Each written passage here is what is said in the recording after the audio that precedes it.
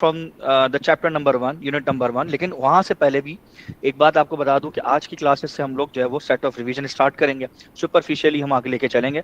काफ़ी सारे ऐसे टॉपिक्स हैं कि जो पिछले कुछ सालों से जिनके क्वेश्चन जो है वो समझो कि बहुत ज़्यादा ट्रिकी नहीं आ रहे, बहुत आसान क्वेश्चन आ रहे हैं। ऑल दो कि हमने आपने आपने देखा होगा कि जब तक हम पूरे साल पेपर करते रहें, सॉल्व करते रहें, पास पेपर्स करते रहें, तो हमने पूरे साल के अंदर किया ये कि जो एक्सट्रीम डिफिकल्ट टॉपिक्स थे, ठीक है, उनको प्रेफर किया।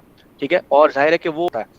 अच्छा, तो दूसरी बात ये कि हम ये सब देखते हुए अब वो उन क्वेश्चंस को प्रेफर करेंगे कि जो ज्यादातर आते हैं या पूछे जाते हैं। जैसे let's start from chapter number 1, physical quantities. अब फिजिकल क्वांटिटीज के अंदर आप देखो, वो आपसे कभी ये नहीं पूछेगा कि भाई फंडामेंटल क्वांटिटीज डिफाइन करें या लिखें, ऐसी कुछ भी नहीं है। इस तरह की कोई बातें नहीं है। वो आपको कोई ना कोई वैल्यू उठाकर दे सकता है। ठीक है, फॉर एग्जाम्पल वो आपको कहे कि ये 4-5, और ये आते हैं, ये क्वेश्चंस आते हैं। मैं पहले पूरे एक पेपर का आपको बता दूं कि पेपर में से क्वेश्चन किस किस टाइप के आ सकते हैं, ताकि और उस दौरान हम चलते चलते फिर उसका रिवीजन भी करते रहेंगे। ठीक है, let's start from physical quantities. ठीक है, बिल्कुल बेसिक से स्टार्ट करते हैं और सुपरफिशियली लेके चलेंगे। अब फिजिकल क्वांटिटीज में से आपको पता है कि वो क्वांटिटीज हैं विच कैन बी मेजर्ड। इसमें दो तरह की आपके पास जो है वो क्वांटिटीज हैं, एक फंडामेंटल, दूसरी ड्राइव। फंडामेंटल जो किसी और से मिलकर नहीं बनती या जिनका स्टैंडर्ड डेवलप किया जाता है, ठीक है, वो 7 हैं। वो आपसे सातों की सातों नहीं पूछेगा, वो आपको 3-4 लाइन से फिजिकल क्वांटिटीज दे देगा, बोलेगा बताओ इसमें से ड्राई फिजिकल क्वांटिटीज कौन सी हैं। ठीक है, तो अब आप फंस गए। ठीक है, अगर आपको नहीं पता होगा तो आप फंस गए। तो आप दिमाग में याद रखें, length, mass, time, amount of substance, temperature. ठीक है, टेम्परेचर के लिए केल्विन है, और लाइट इंटेंसिटी हो गई, जो कि नहीं पूछता। बाकी 6 के 6 लाजमी वो पूछेगा। 5-6 टॉपिक एक साथ दे देगा, उनमें से कोई ना कोई आपसे पूछ लेगा, तो आपने उसको सिर्फ टिक करना होता है या सर्किल करना होता है। ये आसान आसान क्वेश्चन पास पेपर में मौजूद है। ठीक है, और आम उससे टॉपिकल पास पेपर मैंने शायद आप लोग के साथ शेयर भी किए हैं, ड्राइव में पड़े हुए हैं। ठीक है, टॉपिकल पास पेपर्स, आप मुझसे टॉपिकल पास पेपर्स भी ले लीजिएगा। ठीक है, सॉल्व भी करते रहिए हाथ के हाथ। ठीक है, अच्छा, इसके बाद हम अगर आगे बढ़ते हैं, ठीक है, इफ यू प्रोसीड फर्दर, तो इसमें ड्राई फिजिकल क्वांटिटीज आती हैं। ठीक है, और ड्राई फिजिकल क्वांटिटीज तो बेशुमार हैं। ठीक है, मतलब इन 7 को छोड़कर बाकी जितनी भी क्वांटिटीज है, all are dry physical quantities. And dry physical quantities के अंदर आपको पता है वो क्वांटिटीज जो कि फंडामेंटल क्वांटिटी से मिलकर बनती हैं, area, volume, density, speed, acceleration, force, pressure, energy. ठीक है, इसके यूनिट्स पे भी बात कर लेता है, और इनके यूनिट्स को हम काम लेते हैं आगे होमोजेनिटी ऑफ इक्वेशन के अंदर, आपको पता है। ठीक है, होमोजेनिटी के अंदर हम लोग इसको काम लेते हैं, और उन इक्वेशन से हम लोग फिर क्या करते हैं, उन इक्वेशन को वेरीफाई करते हैं उनके यूनिट्स की बेस पर कि क्या वो इक्वेशन सही है या नहीं है। मैंने आपको आगे भी बताया था कि इसके यूनिट्स भी होते हैं, फ्लूइड डायनामिक्स के अंदर, फ्लूइड मैकेनिक्स के अंदर इसके यूजेस हैं बहुत सारे। ठीक है, सो ये वो सारी की सारी फिजिकल क्वांटिटीज हैं मेनली। अच्छा, इस चैप्टर के अंदर जो हमारा मेन कंटेंट है वो भी मैं आपको बताता चलूं। इस चैप्टर में मेन कंटेंट जो है, जो पढ़ने वाली चीज है, वो है आपकी अनसर्टेनिटी, प्रिसीजन, एक्यूरेसी। ये डेफिनेशंस हैं। अनसर्टेनिटी में मेनली जो अनसर्टेनिटी कैलकुलेशन है, वो भी परसेंटेज अनसर्टेनिटी सबसे ज्यादा पूछता है आपसे। ठीक है, ये चीजें पढ़ने वाली हैं। इसके अलावा वेक्टर का कुछ पार्ट है, वेक्टर वो अक्सर पूछ लेता है। ठीक है, तो वेक्टर का क्वेश्चन फिर भी कंपैरेटिवली वेक्टर का क्वेश्चन कम आता है, अनसर्टेनिटी का क्वेश्चन ज्यादा आ रहा होता है। ठीक है, तो इस तरह की चीजें जिन पे आपने फोकस करना है इस चैप्टर के अंदर। कन्वर्जन इतनी ज्यादा अहम नहीं है, इट डजंट मीन कि कन्वर्जन नहीं आ सकती, लेकिन कन्वर्जन इतनी ज्यादा अहम नहीं आई रिपीट। ज्यादा जो अहम है वो है अनसर्टेनिटी का टॉपिक, ज्यादा जो अहम है वो है होमोजेनिटी, ज्यादा जो अहम है इस चैप्टर के अंदर वो है आपका वेक्टर। तो ये 3 चीजें इस पूरे चैप्टर में सबसे ज्यादा इंपॉर्टेंट है। ठीक है, इन पे हम ज्यादा टाइम लगाएंगे थोड़ा। ठीक है, बाकी को हम ऐसे ही लेके ऊपर से चल रहे हैं। ठीक है, वो पूछ सकता है कि आप कौन सा यूनिट, कौन सा चैप्टर का कौन सा यूनिट, जैसे फॉर एग्जांपल उसने आपको रेजिस्टेंस दे दी, वो आपसे पूछ रहा है कि रेजिस्टेंस को आप एसआई यूनिट्स में कैसे लिखेंगे। ये चीजें वो पूछ सकता है। जब वो होमोजेनिटी की बात करेगा, सो वो इस तरह के सवाल आपको दे सकता है। सामने क्वेश्चन आपके सामने खुले हैं। ठीक है, वो पूछ रहा है कि what is the ohm express in SI base unit, यानी रेजिस्टेंस का जो यूनिट है ओम, उसको एसआई बेस यूनिट में कैसे कन्वर्ट करेंगे। तो आपको फॉर्मूले पता होने चाहिए। आपको पता होना चाहिए कि एसआई बेस यूनिट कौन कौन से हैं। आपको पता होना चाहिए कि अगर आप रेजिस्टेंस की बात कर रहे हैं तो resistance is equal to Ohm's law के अकॉर्डिंगली V अपॉन I है। और वोल्टेज का भी आपको पता होना चाहिए कि वोल्टेज को कहाँ से कहाँ लेके जाओगे, चार्ज पे कैसे लेके जाओगे। इलेक्ट्रिक पोटेंशियल डिफरेंस का फॉर्मूला होता है work done per unit charge. ठीक है, तो ये वहां से लेकर इसे यहाँ जाओगे, यहाँ से ये I पे जाओगे। ठीक है, आ रही बात समझ में। ठीक है, फिर चार्ज बराबर है तो होता है किसके बराबर, IT के इक्वल होता है। ठीक है, सो इस तरह से इसकी कन्वर्जन तुम करते चले जाओगे। ठीक है, और नीचे ये I²T आ जाएगा इस तरह से। क्लियर है, क्योंकि जगह IT करोगे तो I²T आ जाएगा। फिर वर्क डन में खोलोगे फोर्स इनटू डिस्प्लेसमेंट, ऐसे खोलते चले जाओगे। ठीक है, खोलते चले जाओगे इस तरह से, आगे मूव करते चले जाओगे, ठीक है। नीचे करंट का जो है वो आई स्क्वायर, एम्पियर आ गया, टाइम का सेकंड आ गया, फोर्स को मजीद खोलोगे तो ये mass into acceleration into d upon I square t आ जाता है, ठीक है। तो अब तुम मास को खोलोगे तो मास तो ऐसा यूनिट में आ गया, डिस्प्लेसमेंट ऐसा यूनिट में आ गया, एक्सेलरेशन ऐसा यूनिट में नहीं आई, ठीक है। ये सारे के सारे फंडामेंटल बेस यूनिट में जा चुके हैं, यानी मास का तुम किलोग्राम लिख सकते हो आगे जाके, ठीक है। करंट का तुम एम्पियर लिख सकते हो, तुम टाइम का सेकंड लिख सकते हो, एक्सेलरेशन का क्या लिखोगे तुम, velocity, change in velocity upon time. तो नीचे टी स्क्वायर हो जाएगा, ऊपर सिंपल वेलोसिटी कर दो, कोई मसला नहीं है। अब वेलोसिटी को फर्दर खोलोगे तो डिस्टेंस अपॉन टाइम आएगा, ठीक है। तो इस तरह से तुम्हारे यूनिट्स बेटा क्या होते चले जाएंगे, खुलते चले जाएंगे। आ रही बात समझ में? सो मीटर ये मास, वेलोसिटी की जगह डिस्टेंस, तो ऊपर टी स्क्वायर हो जाएगा और नीचे क्या हो जाएगा, नीचे आई स्क्वायर, और आई स्क्वायर के साथ तुम क्या यूज करोगे, आई स्क्वायर के साथ क्या हो जाएगा, टी क्यूब हो जाएगा।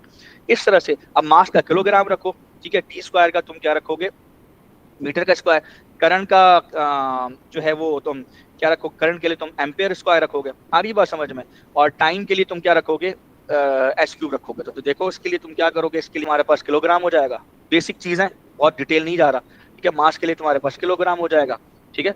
उसके बाद क्या हो गया, उसके बाद लेंथ के लिए तुम्हारे पास डी स्क्वायर, तो ये मीटर स्क्वायर हो जाएगा। उसके बाद करंट के लिए तुम्हारा नीचे क्या है, आई स्क्वायर है, यानी एम्पियर का स्क्वायर, ऊपर जाके ए की पावर -2 हो जाएगी, और टाइम का जो है वो क्यूब है, तो ये तुम्हारा क्या हो जाएगा, एस पावर -3। ये करेक्ट आंसर है। इस तरह से तुमने कन्वर्जन करनी है, तुमने फॉर्मूले को लेके एंड तक जाना है, ठीक है। बिल्कुल जब तक ऐसा ही बेस यूनिट ना आ जाए फॉर्मूला चलाते रहो। आ रही बात समझ में?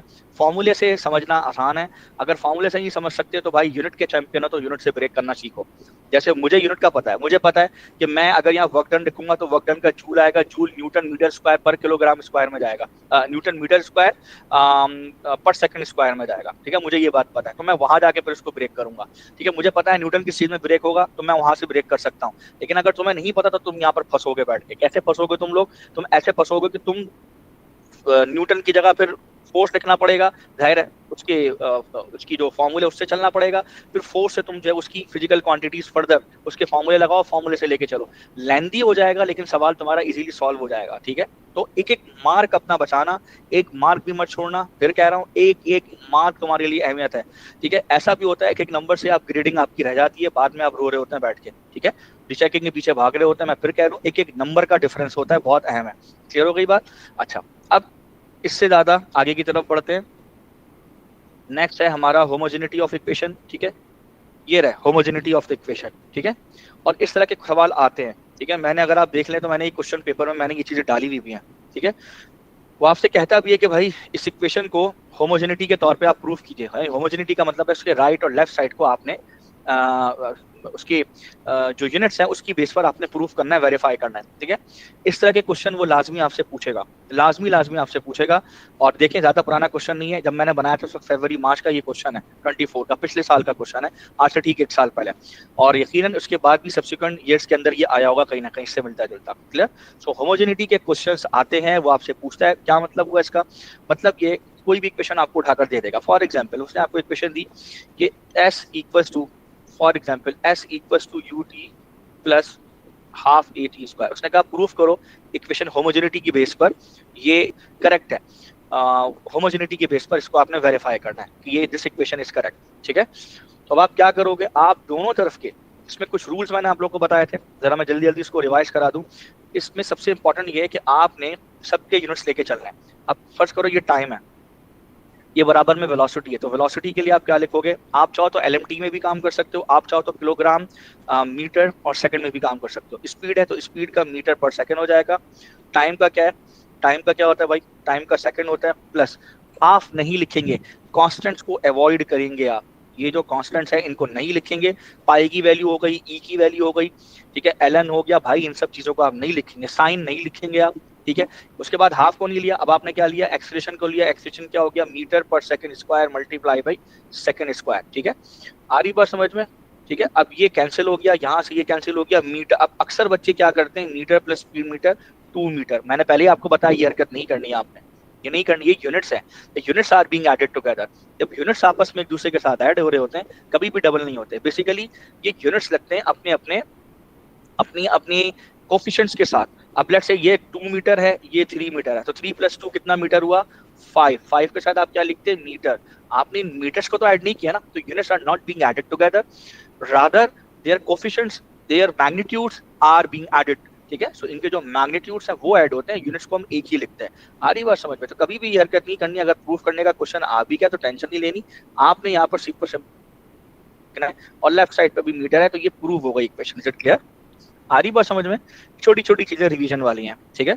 सो इस तरह के इक्वेशंस वो आ सकती हैं, इक्वेशन दे सकता है, जैसे ये एक इक्वेशन है, ये आप देख लीजिए वो। अच्छा, फिर दूसरी चीज एक काम और वो कर सकता है, तो होमोजेनिटी की बेस पर आपसे कोई वैल्यू पूछ सकता है। जैसे कि ये क्वेश्चन आप देखो, February March 23 का पेपर 1 वेरिएंट 2 क्वेश्चन नंबर 2 है। इस क्वेश्चन के अंदर सवाल देखो, बड़ा अच्छा प्यारा सवाल है। वो कह रहा है the relationship between the variables d and d is given by the equation this, where b and c are the constant, the unit of d is m square.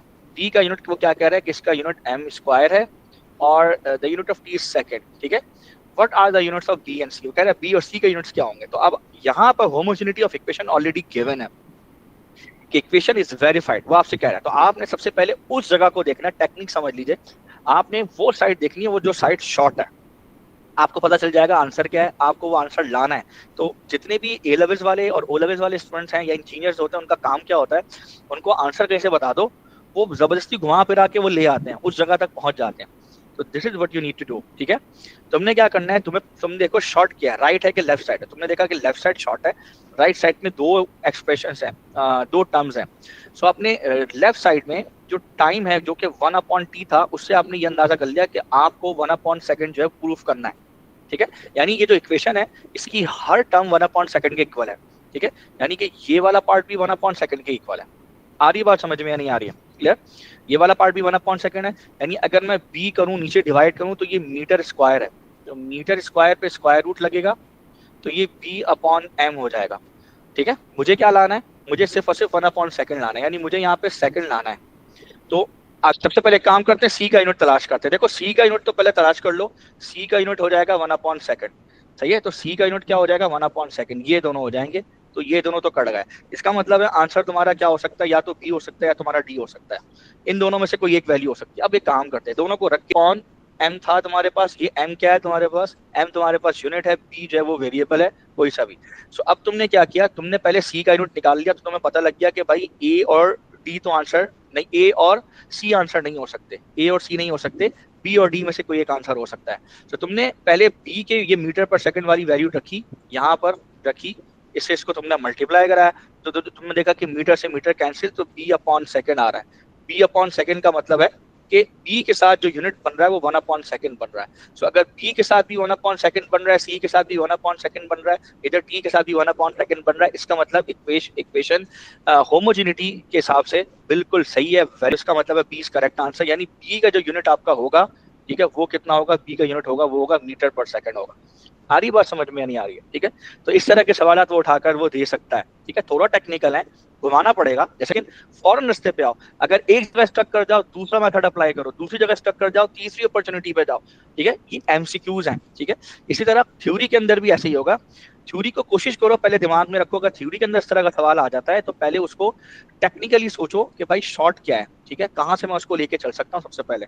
ठीक है, लॉन्ग रास्ते को कभी भी लेके नहीं चलो, इक्वेशन के दो तरफ एक राइट और लेफ्ट साइड पे जो शॉर्ट है वहां से पहले आंसर निकालो, और फिर जो ज्यादा एक्सप्रेशन या ज्यादा टर्म वाला आपकी साइड है उसको आगे लेके चलो। क्लियर है? ठीक है, आगे चलते हैं। जैसे कि ये क्वेश्चन है, ये न्यूटन्स का फॉर्मूला है, जिसको बाद में लेप्लास ने करेक्ट किया था, साउंड कैलकुलेट होती है इससे। ठीक है, इसमें भी आप कर सकते हो। ठीक है, और वो कह रहा है कि गामा का एसआई बेस यूनिट क्या है, तो गामा का एसआई बेस यूनिट आप निकाल सकते हो। ठीक है, जैसे कि वेलोसिटी है, ठीक है, यहाँ पर ये छोटा छोटा है क्वेश्चन है। अगर वेलोसिटी, सबसे पहले तो एक काम करो, गामा का एसआई बेस यूनिट बोला है, तो इसको गामा को आइसोलेट करो। ठीक है, सो गामा को आइसोलेट करने के लिए v square is equal to gamma p upon density, और गामा यानी मोलर स्पेसिफिक हीट के रेशोज होते हैं ये बेसिकली। गामा एक कांस्टेंट है, so v square times rho upon p। ठीक है, सही लिखा है, चेक करो। ठीक है, v square times rho upon p। अब v स्क्वायर क्या है, मीटर पर सेकेंड। ठीक है, -1 इसका स्क्वायर, उसके अलावा डेंसिटी का किलोग्राम मीटर माइनस क्यूब, उसके अलावा नीचे क्या है, प्रेशर है, तो प्रेशर को भी कर लेते हैं। अब प्रेशर में क्या चीज आएगी, न्यूटन मीटर -2 आएगा। क्लियर है? खोलते चले जाओ इसको, metre square second -2, kilogram metre -3। ठीक है, डिवाइड कर लो इसको। ठीक है, डिवाइड कर लो। किससे डिवाइड करोगे तुम लोग? न्यूटन पर मीटर स्क्वायर। तो न्यूटन को खोलो, तो न्यूटन यानी फोर्स बराबर है मास इनटू एक्सेलरेशन के, तो ये हो जाएगा किलोग्राम मीटर सेकंड -2 और डॉट -2। क्लियर? अब इसको सॉल्व कर लो तो तुम्हारे पास वैल्यू आ जाएगी। ठीक है, सो देखो -3 है, यानी 2 - 3, ये पावर सबकी लेके 2 - 3, और ये +1 है और ये -2। सो ऊपर जाके -1 हो जाएगा, ये ऊपर जाके +2 हो जाएगा। सही है, 2 and 2 4, 4 - 4 = 0। सो मेरे हिसाब से ये और ये कैंसिल हो जाता है। क्लियर है? अब तुम्हारे पास क्या बचता है? अब तुम्हारे पास किलोग्राम बचता है, किलोग्राम से किलोग्राम कैंसिल हो जाएगा। उसके बाद सेकंड -2 से सेकंड -2 कैंसिल हो जाएगा। क्लियर है? सो तुम्हारे पास जो भी वैल्यू बचती है उसका जो यूनिट है वो कुछ भी नहीं बचता, तो तुम यहाँ पर 1 लिख दो। ठीक है, कुछ भी नहीं बचता। ठीक है, आ रही बात समझ में? तुम 1 लिख दो, तो यहाँ पर लिखा हुआ है 9 यूनिट्स, तो ये 9 यूनिट्स पे करेक्ट आंसर है, डी इसका करेक्ट आंसर है। आ रही बात समझ में? असल में मजे की बात है, गामा होता ही जो है, जी जी ध्यान पूछिए। सर इसका जो नाम है हमारे पास ये दिया हुआ होता है ना डेटा शीट के अंदर। कौन ये डेटा शीट के अंदर हमें दिया हुआ होता है, जैसे कौन ये है कौन कौन दिया हुआ होता है? किसकी बात नहीं कर रहे हो? ये जो ये हमारे पास जो है गैमा है, गैमा, तो इसका हाँ। नाम क्या है? इसका नाम क्या है? ये मोलर गैस कांस्टेंट ना है। ना ना ना ना ना ना मोलर, ये रेशो होता है CP/CV का। देखो आपके केमिस्ट्री वाले टीचर अच्छे से बता सकते हैं। Molar specific heat at constant pressure and molar specific heat at constant volume. Basically specific heats का रेशियो होता है constant pressure and constant volume. तो डिवाइड करोगे तो भाई यूनिट लेस ही होगा। तो कॉमन सेंस वाली बात है ये। ठीक है, ये आगे जाके आप जब फिजिकल केमिस्ट्री पढ़ते हो इंजीनियरिंग के अंदर, तो वहां ये चीजें पढ़ोगे। ठीक है, ये वाला फॉर्मूला पढ़ोगे। और इसकी गामा की वैल्यू होती है एयर के अंदर 1.4 1.2 से लेकर 1.44 के बीच होती है इसकी वैल्यू। ठीक है, तो ये वो फैक्टर है कि जो न्यूटन ने मिस किया था अपने स्पीड ऑफ साउंड वाले फॉर्मूले में, और लेप्लास ने स्क्वायर्ड किया था। क्लियर है? तो इस तरह का क्वेश्चन वो दे सकता है। एनीवेज मैं बहुत डिटेल में नहीं जाऊंगा, ये सारे क्वेश्चंस मौजूद हैं। ठीक है, प्रैक्टिस करने के लिए ठीक ठाक मैंने आप लोगों को क्वेश्चन दिए थे। अच्छा, ये आप लोग का हो गया। अच्छा, अब एक और काम है, इसी से वो अननोन वेरिएबल निकलवाता है। ठीक है, इसी से वो अननोन वेरिएबल निकलवाता है। ये सारे स्टेप्स मैंने फॉलो लिखे हुए हैं यहाँ पे। क्या मतलब हुआ? अब जैसे ये क्वेश्चन दिया हुआ है, तो अब पहले क्या कर रहा था कि होमोजेनिटी आप लोग को पता थी। होमोजेनिटी से आप कोई अन्य यूनिट्स निकाल लेते हैं। उससे पहले क्या कर रहे थे हम कि होमोजेनिटी को प्रूफ कर रहे थे। अब क्या है, होमोजेनिटी गिवन है, उससे कोई भी इक्वेशन की पावर निकाल ली है। जैसे फॉर एग्जांपल ये इक्वेशन गिवन है, वो कह रहा है the drag coefficient CD is a number with no units. ठीक है, ड्रैग कोफिशिएंट CD, इसके कोई यूनिट नहीं है, no unit. Clear? It is used to compare the drag on different cars at different speed. CD is given by the equation, where F is the drag force on the car, rho is the density of the air, K is the cross-sectional area of the car, V is the speed of the car. What is the value of N? मुझे ऐसा लग रहा है N की value 2 होने वाली है, मुझे इस फीलिंग आ रही है। इसलिए कि ड्रैग फोर्स के अंदर स्पीड का स्क्वायर होता है नहीं होता? तो आप लोग पहले से सोच लो, कुछ ना कुछ दिमाग के घोड़े चलाओ। ऐसे नहीं कि बिल्कुल ही माउफ होके बैठ जाओ कि नहीं यार, अब हो सकता है कि सॉल्व करते करते कहीं फंस गए। अब फंस गया, टाइम नहीं है, बिल्कुल फंस गया, तो थोड़ा सा तुक्का चलाना जहां पे पड़ेगा, तो वहां पे दिमाग तो चलेगा ना, लिंक तो करेगा ना कि F is directly drag force directly proportional to square of the speed है, तो मार दो तुक्का। हो सकता है क्यूब हो सकता है पावर 4 हो, गलत भी हो सकते हो। जहाँ पे फंसो लेकिन वहां पे ये काम करना, जहाँ पे नहीं फंस रहे वहां करने की जरूरत नहीं, वहां सॉल्व करो प्रॉपर। ठीक है, अब आओ आगे। ठीक है, वो कह रहा है कि एन की वैल्यू निकालना है। चले भाई, एन की वैल्यू निकालने की कोशिश करते हैं, आए निकालते हैं।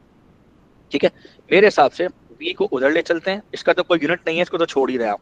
सो v को उधर ले चलते हैं, और यहाँ पे क्या हो जाएगा 2F/CD और रो और a। इस तरह से आपने इसको आइसोलेट कर दिया v को। क्लियर?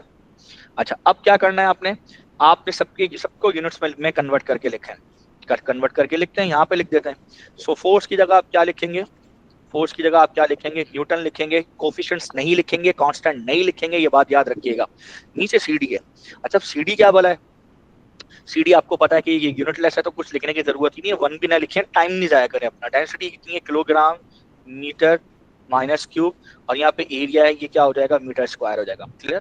इसको मजीद खोलिए, किलोग्राम मीटर सेकंड -2, डिवाइड कर दीजिए इसको। ठीक है, डिवाइड कर दीजिए, ये किलोग्राम मीटर -2। ठीक है, अच्छा, इसको मैं सॉल्व कर देता हूँ, तो ये -3 + 2 -1 हो जाएगा। क्लियर है? अच्छा, यहाँ तक हो गया। ये वेलोसिटी है, तो यहाँ पे मीटर पर सेकंड की पावर n हो जाएगी। क्लियर? अच्छा जी, अब किलोग्राम से किलोग्राम चला गया, और ये मीटर -1 है, ऊपर जाके क्या हो जाएगा, मीटर -2 हो जाएगा। क्लियर? और ये मीटर पर सेकंड की होल पावर क्या हो जाएगी, n हो जाएगी। Is it clear? समझ रहे नहीं समझ रहे? सही है यहाँ तक? मीटर नहीं नहीं नहीं नहीं नहीं नहीं, ये ऊपर जाके +2 हो जाएगा ना। अब ठीक है, सही है। सो अब तुम इसको यहाँ से यहाँ पे लिख लो। ठीक है, यहाँ पर आ जाओ, यहाँ पर आओ। तो ये देखो, लेफ्ट साइड पे तुम्हारे पास क्या है, लेफ्ट साइड पे है मीटर पर सेकंड होल पावर n, और राइट साइड पे तुम्हारे पास क्या है, मीटर अपॉन सेकंड की होल पावर क्या हो जाएगी, 2। सो n की वैल्यू तुम्हारे पास कंपेयर करने पे 2 आ गई। मैंने तुमसे क्या कहा था, क्या कहा? अच्छा, ये हो गया क्वेश्चन, छोटे छोटे क्वेश्चन होगा। ये भी बिल्कुल वैसे ही क्वेश्चन, आपको इक्वेट करना और आंसर निकालना है। ठीक है, अब आते हैं टर्मिनोलॉजीज के ऊपर। Let's talk about the precision का क्या मतलब है। प्रिसीजन मींस कि वैल्यूज आपस में, देखो दो दो वर्ड्स हैं, एक प्रिसाइज है, एक प्रिसीजन है। हम प्रिसीजन से क्या मतलब लेते हैं, डेविड सैंग की बुक उठाइए, ए लेविस की कैम्ब्रिज एंडोर्स, उसका रेफरेंस देके आपको समझा रहा हूँ।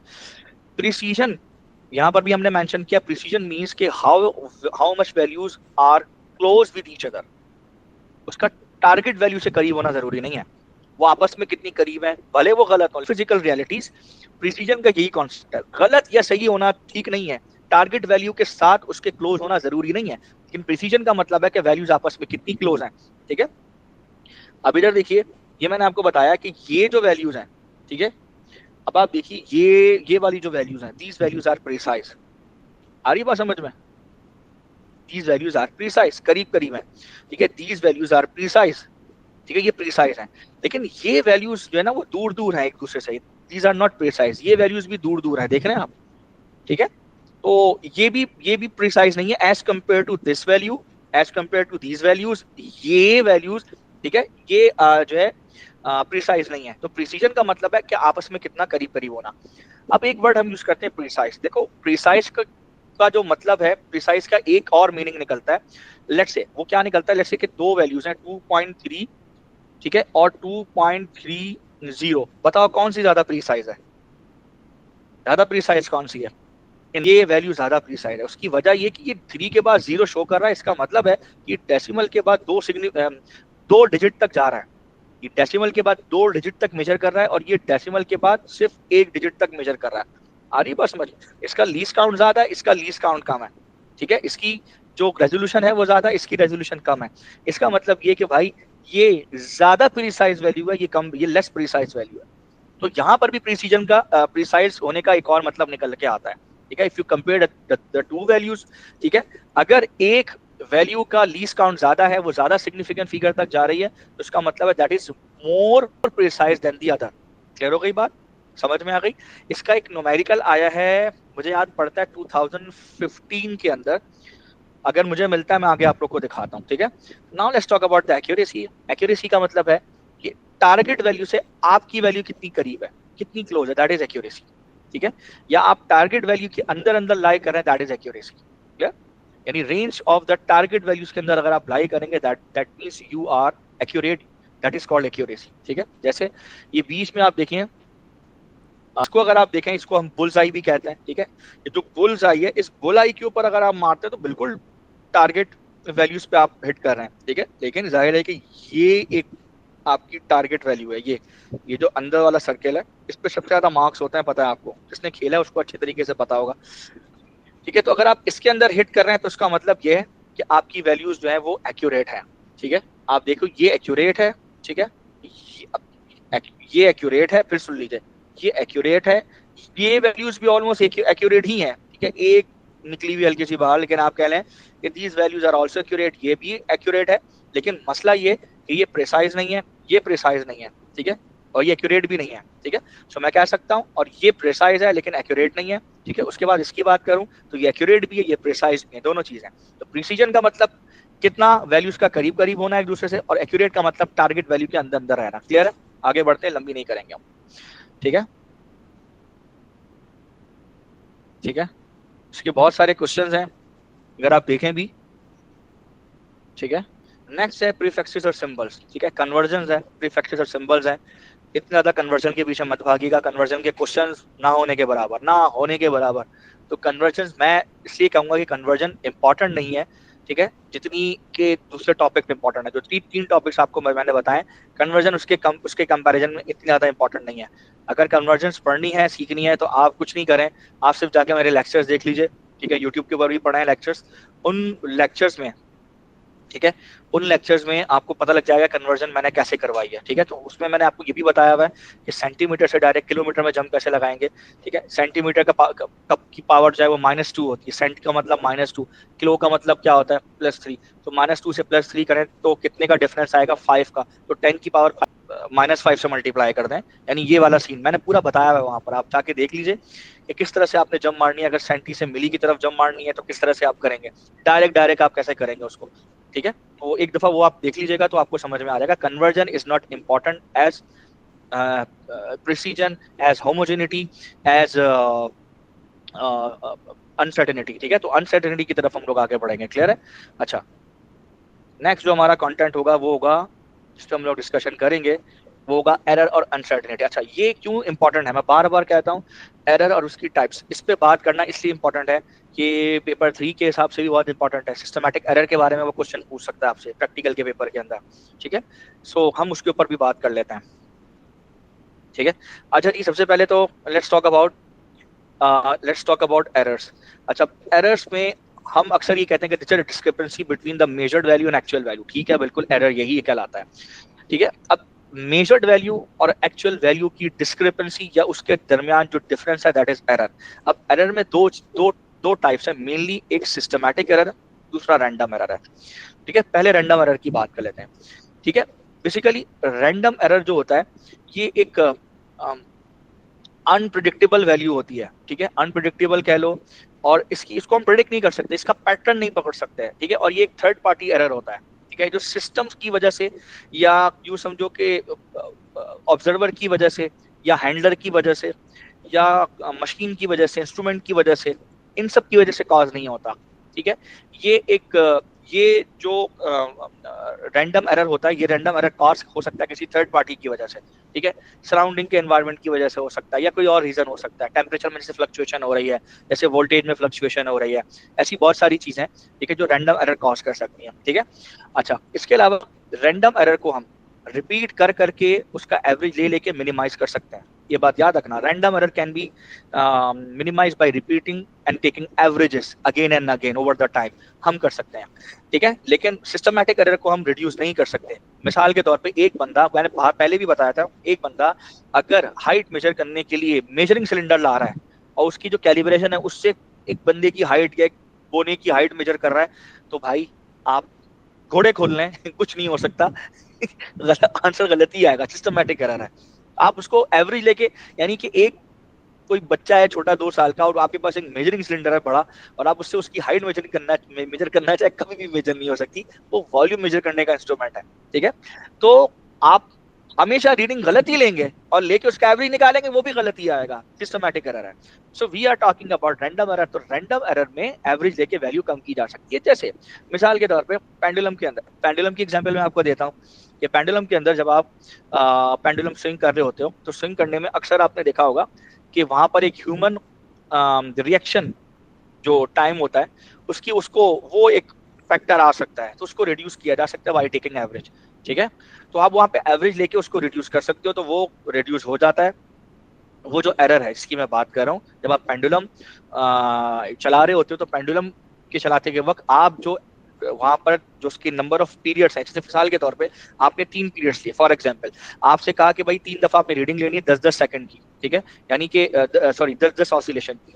तो पहले 10 ऑसिलेशन पे, 10 ऑसिलेशन पे एक रीडिंग लेनी है, फिर 10 पे एक रीडिंग लेनी है, फिर 10 पे एक रीडिंग लेनी है। अब आप सोचें, पहली दफा जब आपने पेंडुलम को छोड़ा, तो पेंडुलम को छोड़ते हैं कॉर्नर से और उसकी रीडिंग स्टार्ट करते हैं सेंटर से। गलती कभी भी ये मत कीजिएगा कि रीडिंग पेंडुलम छोड़े भी पॉइंट ए से या पॉइंट बी से और रीडिंग भी वहां से स्टार्ट कर रहे हैं, ये हरकत कभी भी मत करिएगा, ये कभी भी मत करिएगा। उसकी वजह है कि हर दफा डैम्पिंग की वजह से पेंडुलम जो है अपना जो फिड्यूशियल मार्कर है उससे डिस्टेंस कम करता चला जाता है, ठीक है, ये बात याद रखिएगा। फिड्यूशियल मार्कर से हमेशा डिस्टेंस कम करता चला जाता है, यही वजह होती है कि हम, अच्छा फिर उसके बाद जो उसकी साइकिल है, पीरियड है वो भी हम मेजर नहीं कर पाते, तो इसलिए हम हमेशा सेंटर से मेजर करते हैं क्योंकि वो घूम के दोबारा सेंटर में आएगा। सो पेंडुलम के केस पे भी मैं आपको ये बता रहा हूँ कि आपने 3 सेट्स ऑफ रीडिंग ली, मिसाल के तौर पर 10 ऑसिलेशन की पहली रीडिंग ली, 10 ऑसिलेशन की दूसरी ली, 10 ऑसिलेशन की तीसरी ली। आप उन तीनों टाइम को ऐड करके डिवाइड बाय 3 करते हैं तो आपके पास एवरेज वैल्यू आती है, तो वो 10 ऑसिलेशन की आती है। वो जो 10 ऑसिलेशन की एवरेज वैल्यू आती है वो रैंडम एरर को रिड्यूस करने के लिए आती है, सिस्टमैटिक एरर को रिड्यूस करने के लिए नहीं आती, मेरी बात याद रखिएगा।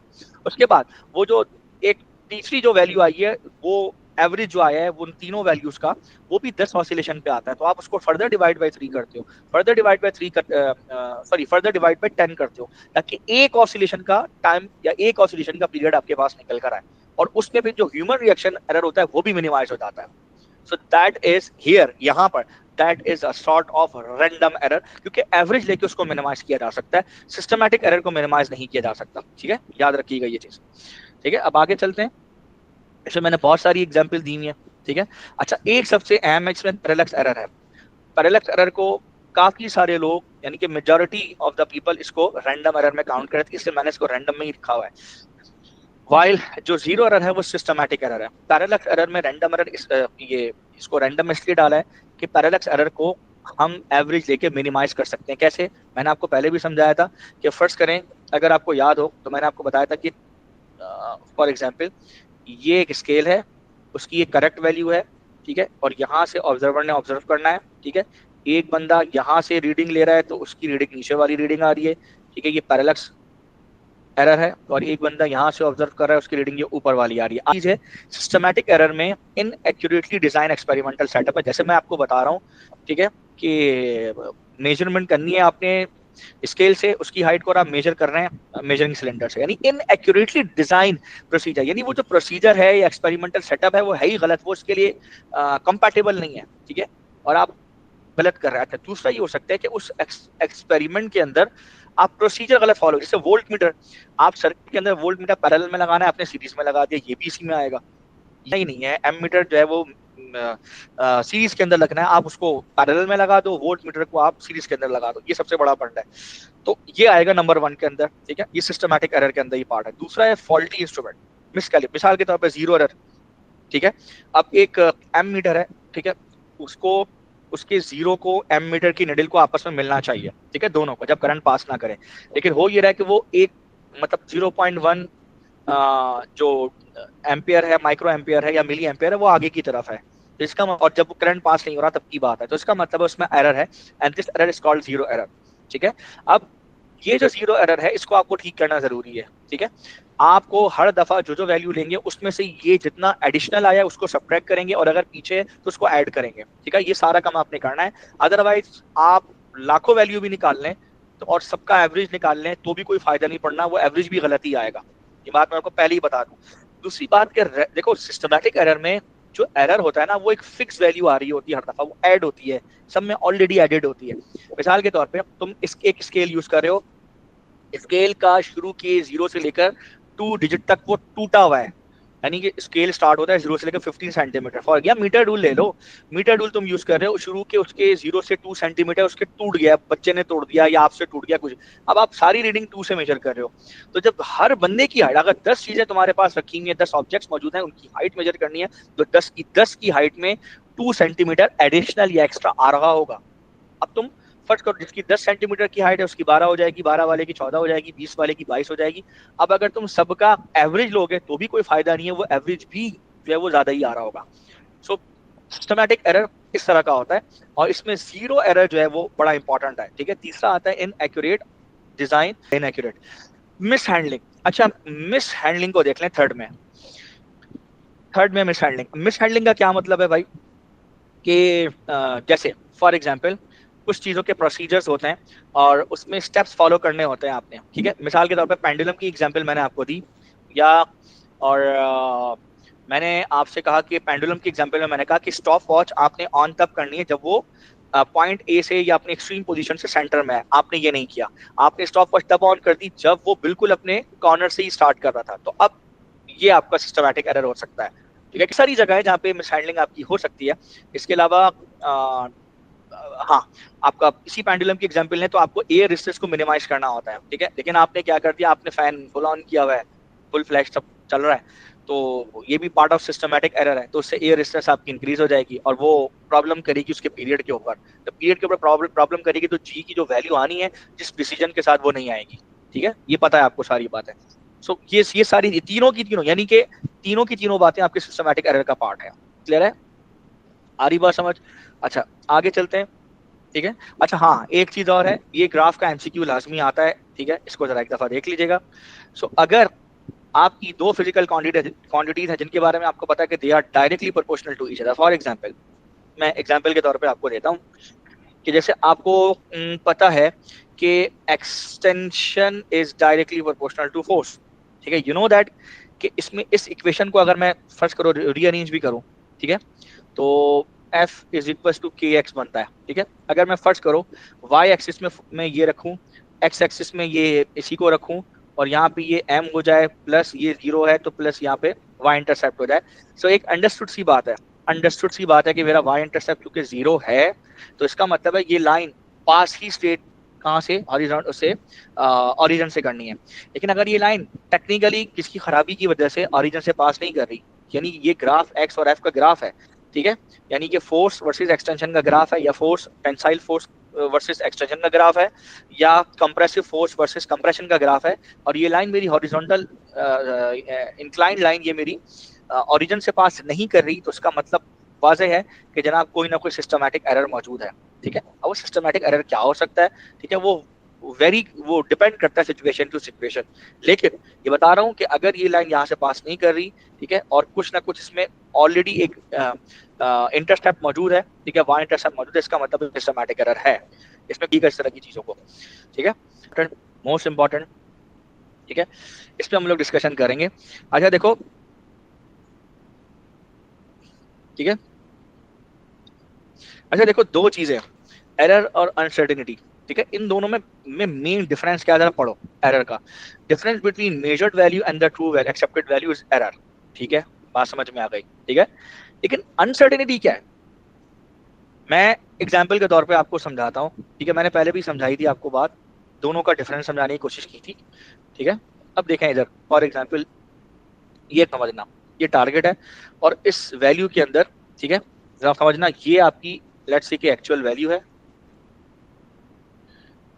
ठीक है, अभी छोड़ दें प्रिसीजन को, एक्यूरेसी को साइड करें। ठीक है, ये टारगेट है और एक वैल्यू आपकी यहाँ आ रही है, एक यहाँ आ रही है, एक यहाँ आ रही है, एक यहाँ आ रही है, just to make you understand मैं बता रहा हूँ। ठीक है, टोटल 5 वैल्यूज ली आपने और ये आ रही है। ठीक है, ये आपकी वैल्यूज आ रही हैं और लेट्स से ये आपकी एक्चुअल वैल्यू है यहाँ पे सेंटर में। तो ये इन सब का जो डिफरेंस है ना, मेजर्ड और एक्चुअल वैल्यूज का, मेजर्ड वैल्यू ये बाहर वाली है, एक्चुअल वैल्यू बीच वाली है, इन सब का जो डिफरेंस है ना, ये आपका समझ लो एरर है।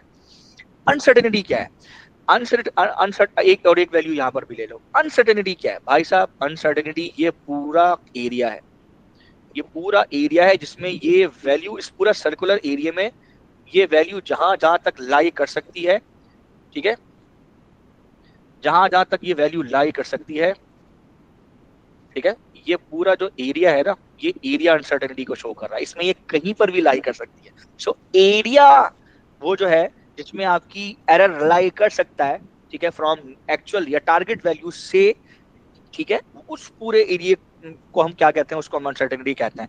ये क्या, तो it represent the range of the, इसमें ये रेंज ऑफ द वैल्यूज कहीं पर भी हो सकती हैं। So it represent the range of the values within the true values likely to lie. ठीक है, आ रही बात समझ में?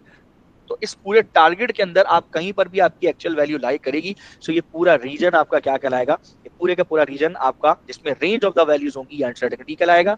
और सिंपल एक पॉइंट से दूसरा पॉइंट, यानी मेजर से एक्चुअल वैल्यू, मेजर से एक्चुअल वैल्यू, मेजर से एक्चुअल वैल्यू, जिनका जो डिफरेंस होगा ये आपका क्या होगा, एरर होगा।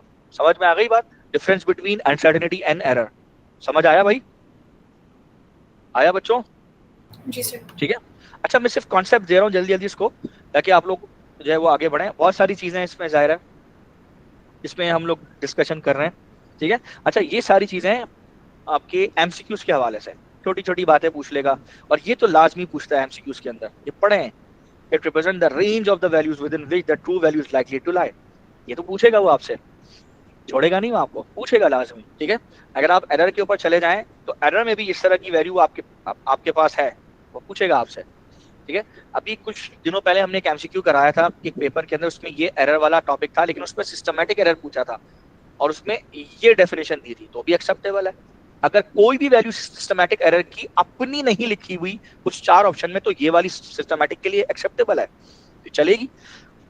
ठीक है, आ रही बात समझ में? ठीक है, आगे बढ़ते हैं, नेक्स्ट चलते हैं। नेक्स्ट है टाइप ऑफ अनसर्टेनिटी। तीन तरह की हैं, ठीक है, जिसपे हम लोग मेनली हम बात कर रहे होते हैं। तीन तरह की अनसर्टेनिटी है जिसपे हम लोग मेनली बात करेंगे।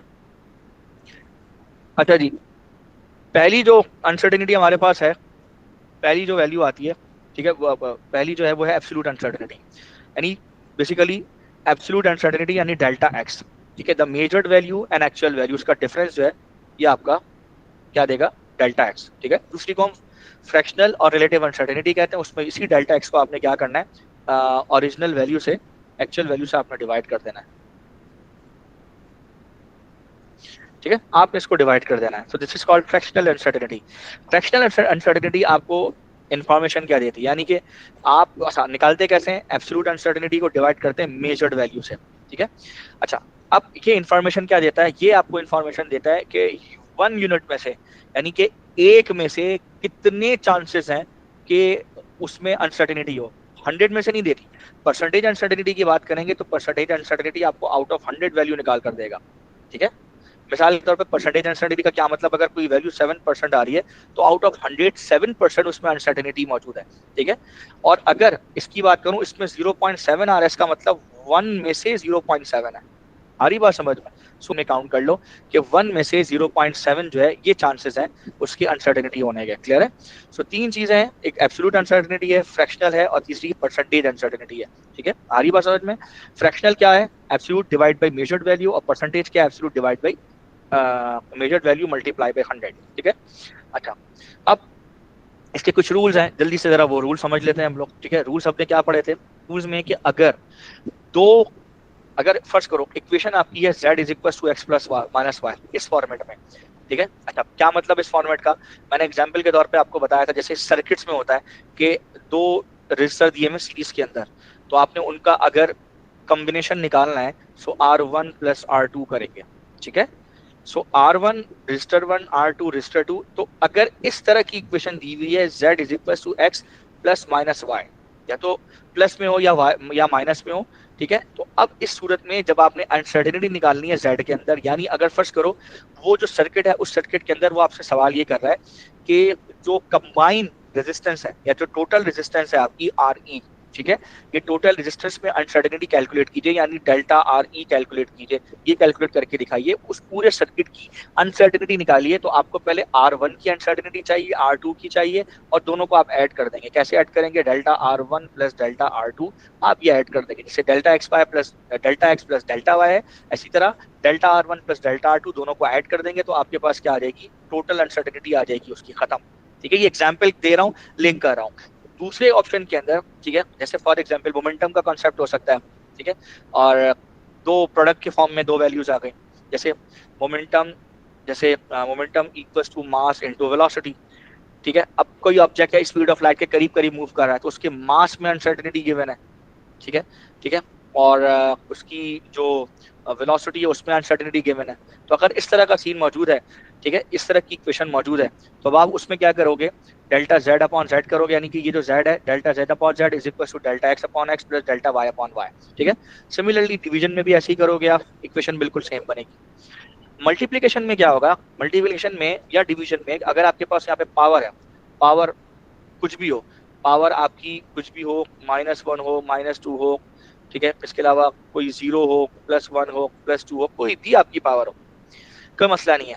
उस पावर को सिंपल, उस पावर को आप जब इक्वेशन बनाओगे delta z upon z plus delta x upon x plus delta y upon y, आप यहाँ पर उस पावर को सिर्फ और सिर्फ इसके साथ कोफिशिएंट के तौर पर उतार लोगे। मॉड्यूलस साइन का मतलब है कि नेगेटिव नहीं लिखोगे, you are not going to write negative sign. Clear हो गई बात, you are not going to write a negative sign.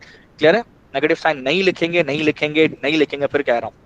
ठीक है, अब इसके कई क्वेश्चन हो सकते हैं, बहुत सारे क्वेश्चन हो सकते हैं, और इसकी मुख्तलिफ इक्वेशन भी है, केसेस भी है जो मैंने आपको बताएं, और थ्योरेटिकली इसका जैसे ये क्वेश्चन है, इस क्वेश्चन को हम टच कर सकते हैं, इस पर हम लोग काम कर सकते हैं।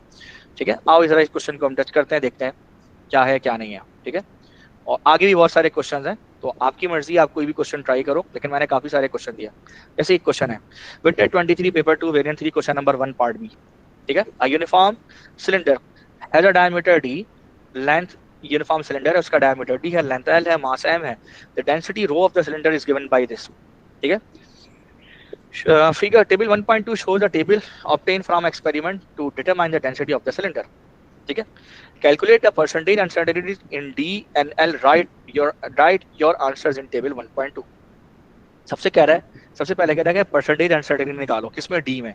सो डी में परसेंटेज अनसर्टेनिटी अगर मुझे निकालनी हो तो इसको लिखेंगे कैसे? एक्चुअल में ये ऐसे लिखा जाता है, delta D upon D multiply by 100, और शॉर्ट में आप यूं भी लिख सकते हैं, एक्सेप्टेबल है, लेकिन फिर कह रहा हूँ भूलिएगा मत।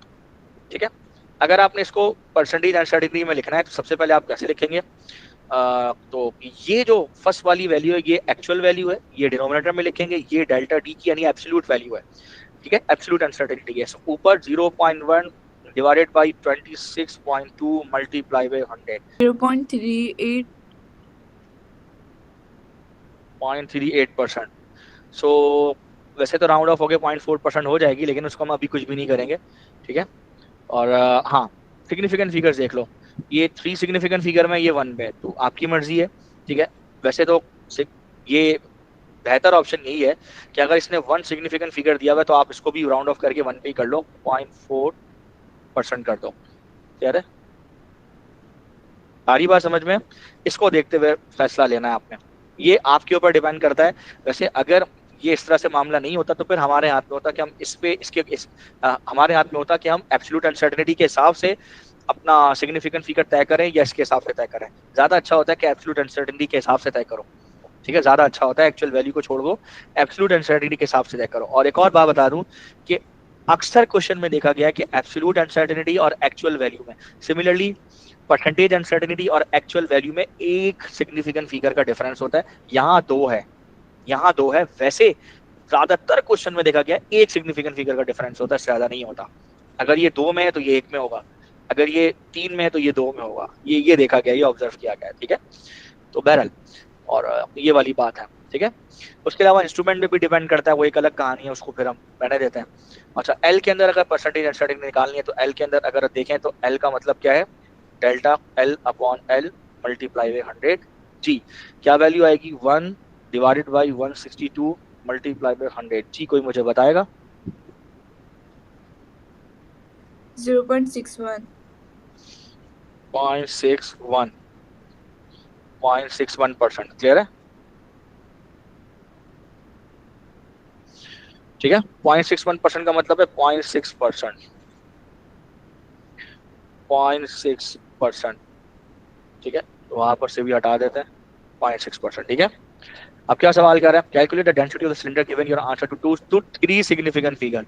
देखो क्यों, क्योंकि यहाँ पर भी 3 सिग्निफिकेंट फिगर पे सारा चल रहा है, एक्चुअल वैल्यू पे।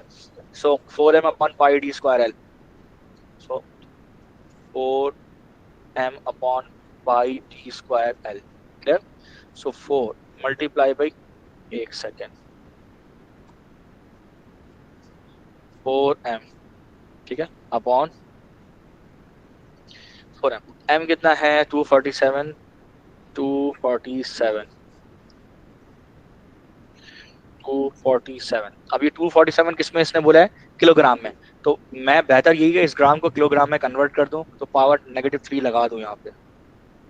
ठीक है, और नीचे क्या? पाई की 3.142 multiply by D square. D कितना है तुम्हारे पास? डी है 26.2। अब ये मिलीमीटर में, मुझे मीटर में लिखना है, तो 26.2 इंटू 10 की पावर -3। ठीक है, और इसका स्क्वायर कर दें आप, इसका पूरे का आप स्क्वायर कर दें, मल्टीप्लाई। ठीक है, मल्टीप्लाई करें, सो उसके साथ एल आएगा। एल में कितनी अनसर्टेनिटी है? वो 162 millimetre. So you need to write 162 into 10 to the power -3। जी, मुझे आंसर बताएगा कोई? 2827.69। A2 या 2A2? 2827.69। 227.69 जी। 2827.69 यही है? जी सर यही आ रहा है। सो 2 8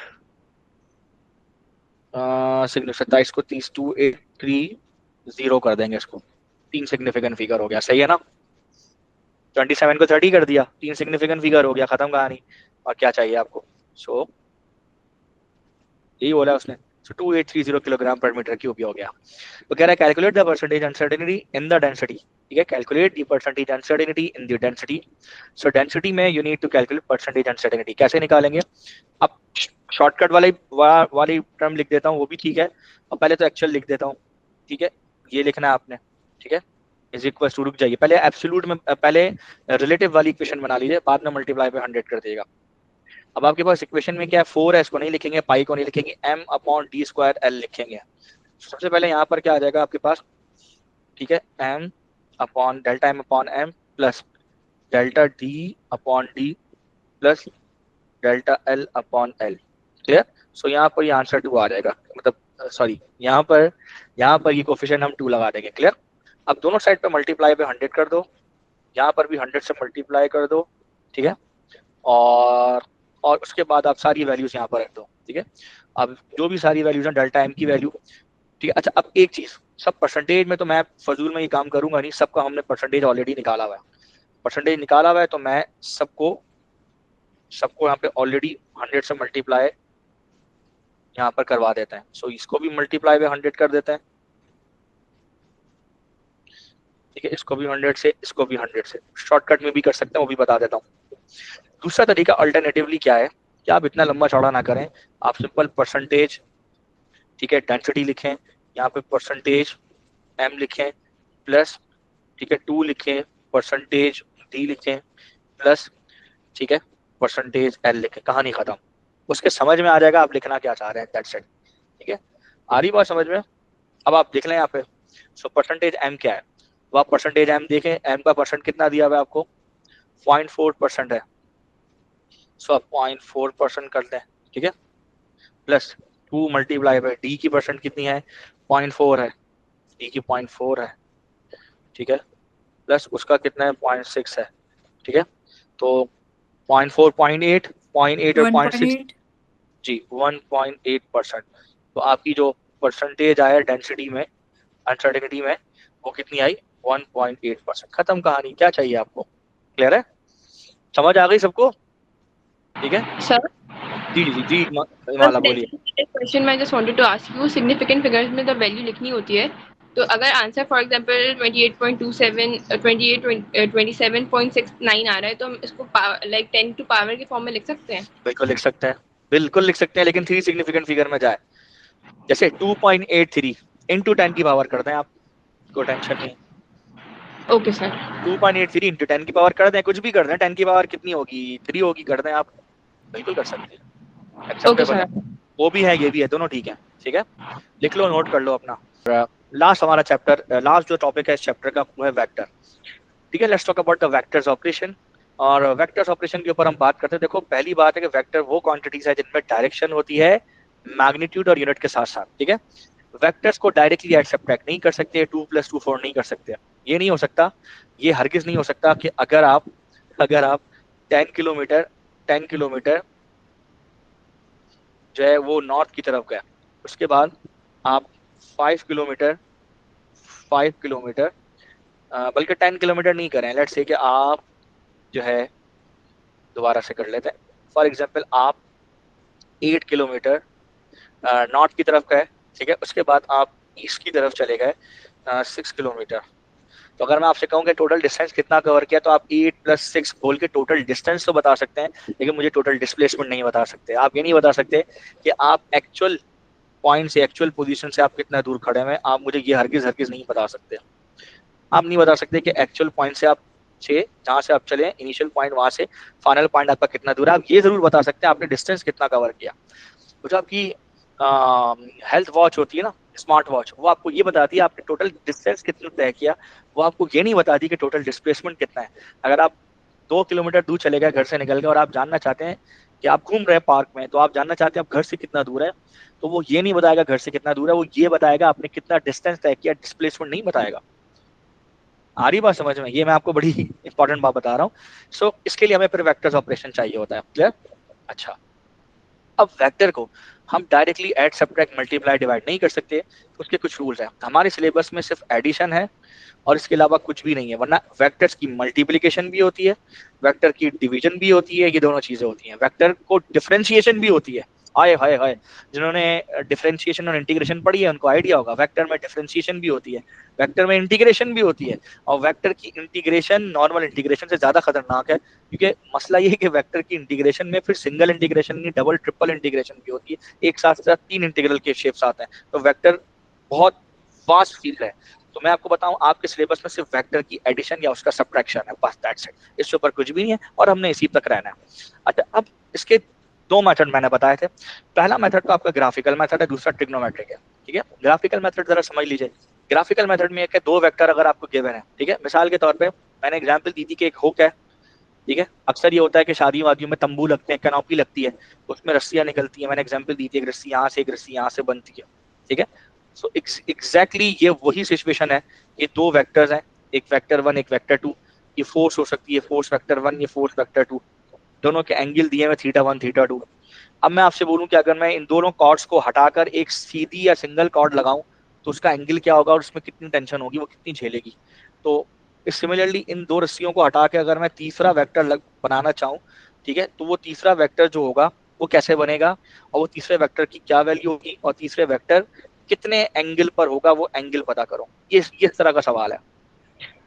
तो इसके लिए पहला मेथड आता है पैरेललोग्राम लॉ। पैरेललोग्राम बेसिकली अगर कोई आपसे पूछता है कि पैरेललोग्राम क्या है, तो पैरेललोग्राम बेसिकली रेक्टेंगल की बिगड़ी हुई शक्ल है, रेक्टेंगल की बिगड़ी हुई औलाद पैरेललोग्राम। जैसे जूते का डब्बा होता है, ठीक है, वो इस तरह का होता है, आपने इस पे पाँव रख दिया, वो बेचारा शेप उसका क्या हो जाता है, वो यूं हो जाता है, ठीक है। ये पैरेललोग्राम है, खत्म, दैट्स इट।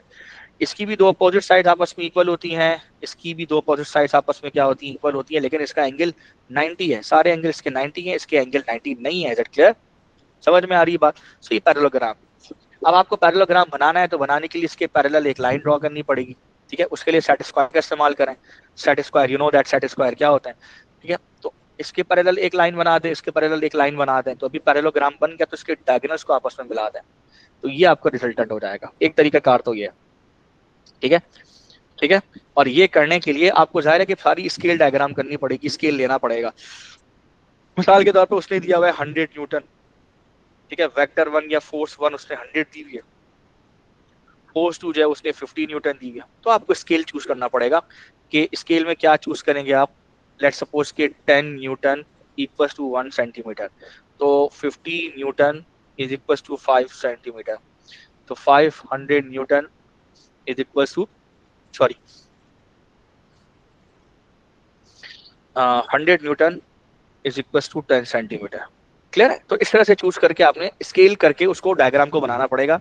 और बाद में जब आपकी ये डायग्राम बन जाए, ठीक है, ये मैं सिर्फ ऐसे ही बना रहा हूँ,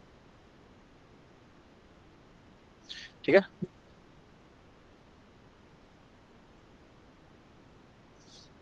इस तरह से आपने करना है इसको। तो बाद में जब आपकी डायग्राम बन जाए, डायग्राम बनने के बाद जो रिजल्टेंट आया है इसको आपने मेजर करना है।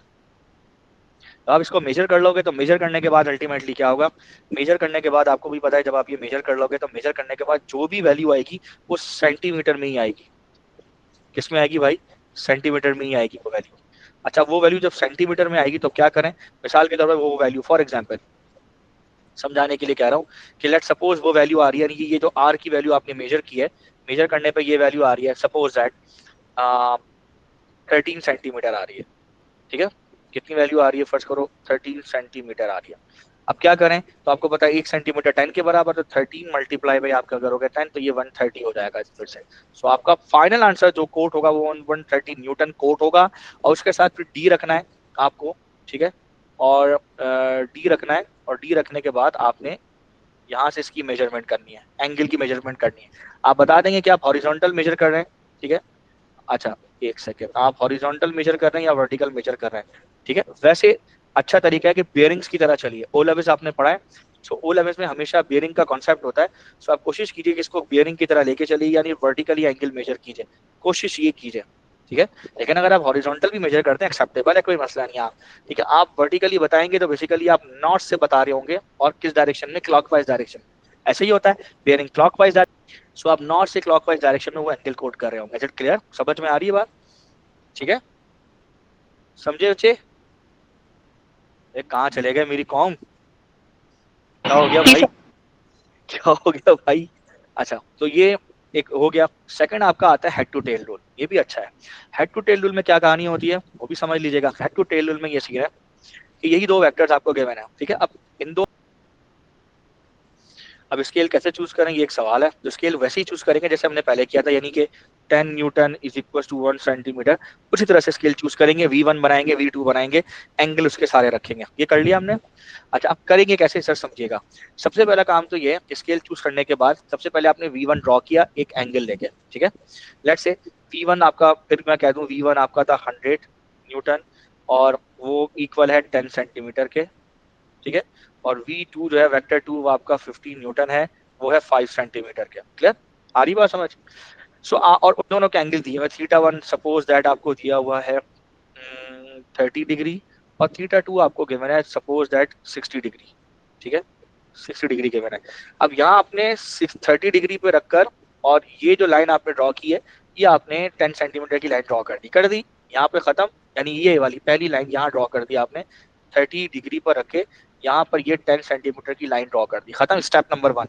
स्टेप 2 में क्या करना है, अब आपने ये इधर नहीं बनाना। हेड टू टेल रूल है, तो हेड टू टेल का मतलब है कि फर्स्ट वेक्टर के हेड से सेकंड वेक्टर का टेल बनेगा। कैसे बनेगा? सबसे पहले आपने यहाँ पर एक पैरेलल लाइन ड्रॉ करनी है। किसके पैरेलल? इस लाइन के पैरेलल एक लाइन ड्रॉ करनी है ऐसे। अब यहाँ से आपने सेकंड वेक्टर उठाना है।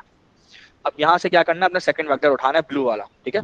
सो देखिए ये मैंने बनाई हुई पैरेलल लाइन इसके पैरेलल है और यहाँ से सेकंड वेक्टर उठेगा, ठीक है। थीटा टू 60 डिग्री था और V2 की वैल्यू कितनी थी? V2 की वैल्यू मैंने आपको बताया 15 न्यूटन 5 सेंटीमीटर है, तो ये 5 सेंटीमीटर पर ये लाइन ऊपर ड्रॉ होगी, हो गई। थर्ड स्टेप में क्या होगा, अब ये जो फर्स्ट है जो वेक्टर जहाँ से स्टार्ट हुआ था और उसका जो फाइनल पॉइंट है, इनिशियल और फाइनल पॉइंट ये आपस में मिलेंगे, ठीक है। सो देखिए इनिशियल फाइनल पॉइंट आपस में मिल गया, ठीक है। और इसका ये रिजल्टेंट बन जाएगा और रिजल्टेंट की डायरेक्शन हमेशा फाइनल वेक्टर की तरफ होगी, इस तरफ नहीं होगी। ये हमेशा रिजल्टेंट की डायरेक्शन फाइनल की तरफ होती है, ठीक है। यानी इन दोनों के हेड्स आपस में मिलेंगे, ठीक है। अगर फर्स्ट करो यहाँ पे 3 वेक्टर होता है और तीसरा वेक्टर वापस ऐसे आ रहा होता तो फिर वो एक अलग कहानी थी, फिर तो एक अलग कहानी थी, वो एक अलग सीन था। लेकिन यहाँ भी 3 वेक्टर नहीं 2 है, तीसरा जो है वो रिजल्टेंट है, ठीक है। आ रही बात समझ में? ये हेड टू टेल रूल होता है। अब इसी हेड टू टेल रूल में फॉर एग्जाम्पल अगर मैं बात करूं, इसी हेड टू टेल रूल में और भी बहुत सारी चीजें मैंने आपको बताई थी। हाँ, कुछ टेक्निक्स बताई थी, वो टेक्निक सुन लीजिएगा। आ रही बात समझ? 2 वेक्टर्स हैं, उनके हेड से हेड मिले हो या उनके टेल से टेल मिले हो। अगर टेल से टेल मिले हो तो उनका रिजल्टेंट उनके बीच में लाई करेगा। ये उसूल याद रखिएगा, मैंने बताया था आपको, ठीक है। यहाँ बना लें, यहाँ बना लें, कहीं भी बना लें, आपके ऊपर है।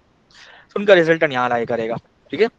अगर उन 2 वेक्टर्स के हेड से हेड मिले हुए, ठीक है, उन 2 वेक्टर्स के अगर, अच्छा मैं एक काम करता हूँ, इसको पहले मैं साइड कर देता हूँ, कॉपी बना लेते हैं ताकि आगे इस्तेमाल होगी, ठीक है। ठीक है, अब अगर ये 2 वेक्टर्स हैं तो इनके हेड टेल से टेल मिले तो इनका रिजल्टेंट बीच में लाई करेगा, ये भूलिएगा नहीं भाई। और ये हेड से हेड मिले तो इनका रिजल्टेंट भी इनके बीच में लाई करेगा। लेकिन एक छोटा सा फर्क होगा, फर्क ये होगा भाई कि अब की बार जो एरो हेड होगा वो इन दोनों की तरफ ही होगा। इस दफा इनके एरो हेड इससे दूर है तो इनका रिजल्टेंट का जो एरो हेड होगा वो इनकी तरफ ही होगा। आ रही बात समझ में? और भी कैसे हो सकते हैं, जैसे मिसाल के तौर पर, ठीक है, इसको ले लेते हैं, इसको मजीद इस पर काम करते हैं। जैसे ये सिचुएशन भी हो सकती है कि ये इधर हो, अब क्या करेंगे, ठीक है। आप हेड टू टेल रूल से भी ऐड कर सकते हैं। आप सोच सकते हैं वेक्टर 1 प्लस वेक्टर 2 और ये इसका रिजल्टेंट खत्म। आप ऐसे भी कर सकते हैं, बिल्कुल कर सकते हैं, ठीक है।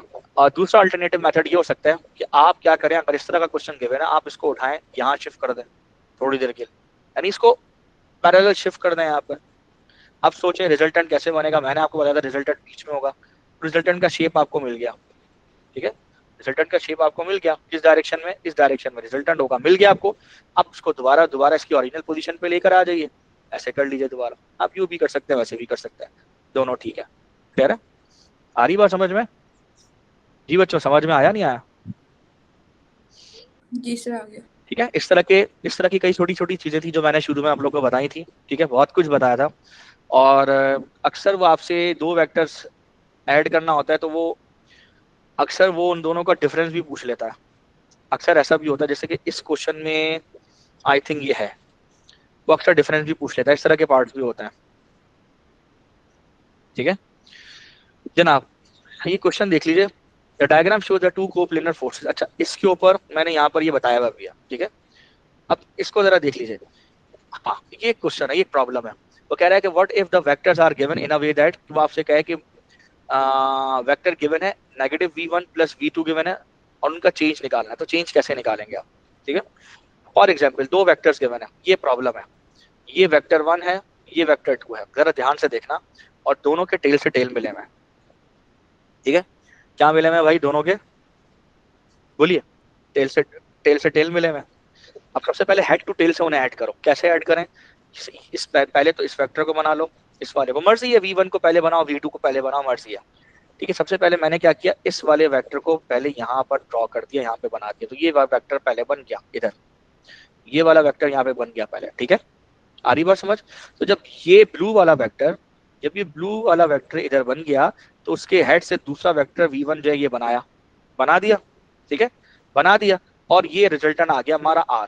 यहाँ तक सही है? समझ में आ गई बात जी? क्लियर है? सो ये जो तुम्हारा वेक्टर आया है, बेसिकली ये वेक्टर आया है, इसका और इसका आपस में सम है। लेकिन चूंकि ये वेक्टर नेगेटिव है, ठीक है, ये वेक्टर ऑलरेडी नेगेटिव है, तो तुम्हें कुछ करने की जरूरत नहीं पड़ी। आ रही बात समझ में? अगर मैं तुमसे ये कहता, मिसाल के तौर पर ये वेक्टर -v1 है, ठीक है, अगर मैं तुमसे ये कहता कि मैंने तुम्हें इस तरह के दो वेक्टर दिए, जरा ध्यान से सुनना। अगर मैं तुम्हें इस तरह के दो वेक्टर देता, जरा ध्यान से सुनो, यही सवाल दे रहा हूँ थोड़ा सा घुमा के। ठीक है, ये मैं तुम्हें देता, ये एक वेक्टर देता, इसकी कोई भी इसकी वैल्यू लेट से होती vx। ठीक है, ये एक वेक्टर है vx, और सपोज दैट ये दूसरा वेक्टर मैं तुम्हें देता,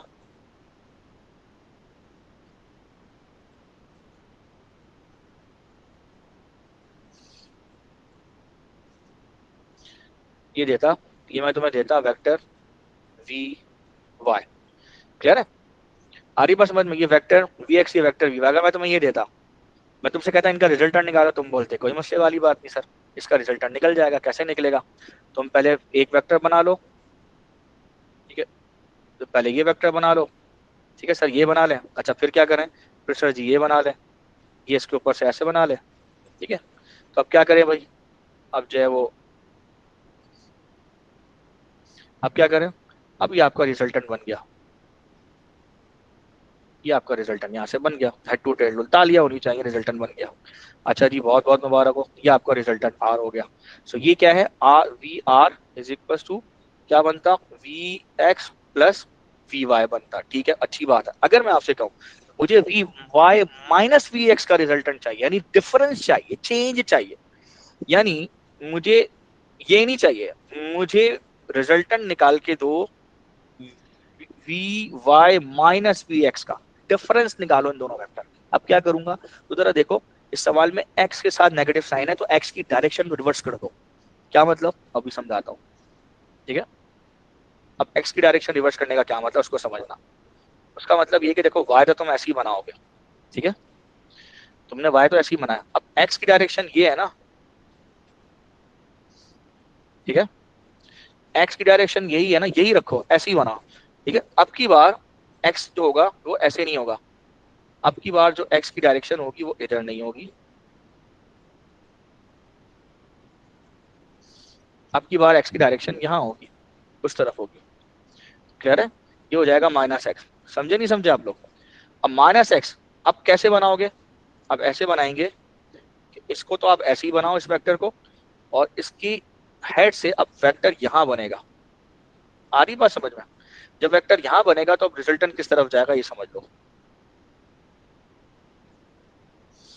ठीक है, अब रिजल्टेंट आप बना लो। आ रही समझ में बात? क्लियर है नहीं क्लियर है भाई? अब अगर आप वी आर की वैल्यू देखते हो तो वी आर आपका basically V Y plus minus V X है। ठीक है, आप देखो तो वही चीज बन जाएगी, खोलो इसको, यही चीज निकल के सामने आ जाएगी, V Y minus V X हो जाएगा, खत्म कहानी। क्लियर है? तो जो वेक्टर वो चेंज मांग रहा है, जिस वेक्टर के साथ वो चेंज मांग रहा है, जैसे यहां पर उसने वर्ड यूज किया कैलकुलेट द चेंज। चेंज का मतलब है वो बताएगा कि वी वाई में से एक्स का या एक्स में से वाई का, तो जिसके साथ नेगेटिव साइन लग रहा है उसकी डायरेक्शन फ्लिप कर दो और फिर हेड टू टेल रूल से उसको लगा लो, ये रिजल्टेंट उसका सामने आ जाएगा। क्लियर है? आ रही बात समझ? जी भाई क्लियर है? तो ये क्वेश्चन है, प्लीज इस क्वेश्चन को ट्राई कर लीजिएगा आप लोग, इस क्वेश्चन को आप लोग ट्राई कर लीजिएगा, मैं एंड कर रहा हूँ। ठीक है, मैं एंड कर रहा हूँ। अब इस तरह का क्वेश्चन है, हाँ ये क्वेश्चन है, वो सवाल है, बहुत अच्छा क्वेश्चन है। कह रहा है अब देखो ना, ये दो वेक्टर्स हैं, ये 4 है, ठीक है, ये और ये 3 है। इसका मतलब है ये 4 ऐसे होगा, 3 ऐसे होगा, ऐसे रिजल्टेंट बनाऊंगा तो ये मुझे क्या देगा, ये मुझे जाहिर है इसका रिजल्टेंट देगा। 4 और 3 का ये जाहिर है 5 ही आएगा इस तरह से, लेकिन ये दोनों का वेक्टर वेक्टर एडिशन देगा, यानी 4 का स्क्वायर करूं 3 का स्क्वायर करूं तो ये मुझे 5 देगा पाइथागोरस थ्योरम से। आ रही बात समझ में? ये अ, अगर मैं इसका नाम दूं v1, इसका नाम दूं v2, सो ये v1 प्लस v2 का वेक्टोरियल एडिशन है। वो कह रहा है कि which arrow represent the change in velocity of the object, यानी चेंज का मतलब फाइनल माइनस इनिशियल, यानी उसको डेल्टा v चाहिए, v2 माइनस v1 चाहिए, v1 के साथ नेगेटिव, नेगेटिव का मतलब ये v1 अब इधर है, आप v1 को एग्जैक्टली पलट दो अपोजिट डायरेक्शन में। ठीक है,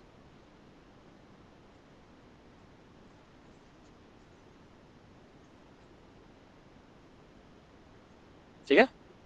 अब इसको इसके साथ लगा के देखो, इसको इसके साथ लगाकर देखो, तो मैंने पहले ही कहा था रिजल्टेंट कहां पर आता है, रिजल्टेंट हमेशा बीच में आता है, आता है, आता है। चाहो तो हेड टू टेल रूल से भी कर सकते थे, कोई टेंशन नहीं है। सो इस ये डायरेक्शन आपकी होगी, ये वाली कौन सा है, बी करेक्ट आंसर है आपका। समझ आ रही है बात? बाकी ये क्वेश्चन है, ठीक है। एक है इसका ट्रिग्नोमेट्रिक मेथड, ठीक है। अच्छा, एक क्लोज ट्रायंगल वाला भी कॉन्सेप्ट है, वो भी जरा आप लोग देख लीजिएगा। क्लोज ट्रायंगल वाला कॉन्सेप्ट है कि अगर 3 वेक्टर्स आपको गिवन हो और 3 वेक्टर्स का वेक्टर सम 0 हो जाए, यानी वो वेक्टर जहां से चला था वहीं पर आ जाए, तो इस तरह रिजल्टेंट वेक्टर 0 हो जाता है और ऑब्जेक्ट इक्विलिब्रियम में होता है। ठीक है, जैसे मिसाल के तौर पे अगर मैं बात करूँ, 3 वेक्टर्स दिए हैं, ठीक है, एक एक हुक से या नेल से 3 रस्सियां निकल रही हैं, ठीक है। अब क्या सीन है, इसको समझिएगा। स्टेप 1 क्या, सबसे पहले वेक्टर नंबर 1 बनाइए स्केल डायग्राम बनाने के बाद, फिर क्या करेंगे, उसी के ऊपर से इसी के ऊपर से आप पैरेलल लाइन ड्रॉ करेंगे, वेक्टर 2 ड्रॉ करेंगे, वेक्टर 2 बनाएंगे, ठीक है। उसके बाद जब वेक्टर 2 आपका बन जाएगा, जैसे ये वेक्टर 2 आपका बन गया, फिर यहाँ पे एक पैरेलल लाइन ड्रॉ करेंगे, फिर यहाँ से वेक्टर 3 बनाएंगे। सो वेक्टर 3 आपका बना। अगर वेक्टर 3 बनते हुए दोबारा ओरिजिनल पोजीशन पर आ गया जहां से आप चले थे, तो इसका मतलब ये होगा कि जनाब रिजल्टेंट पैदा ही नहीं हुआ।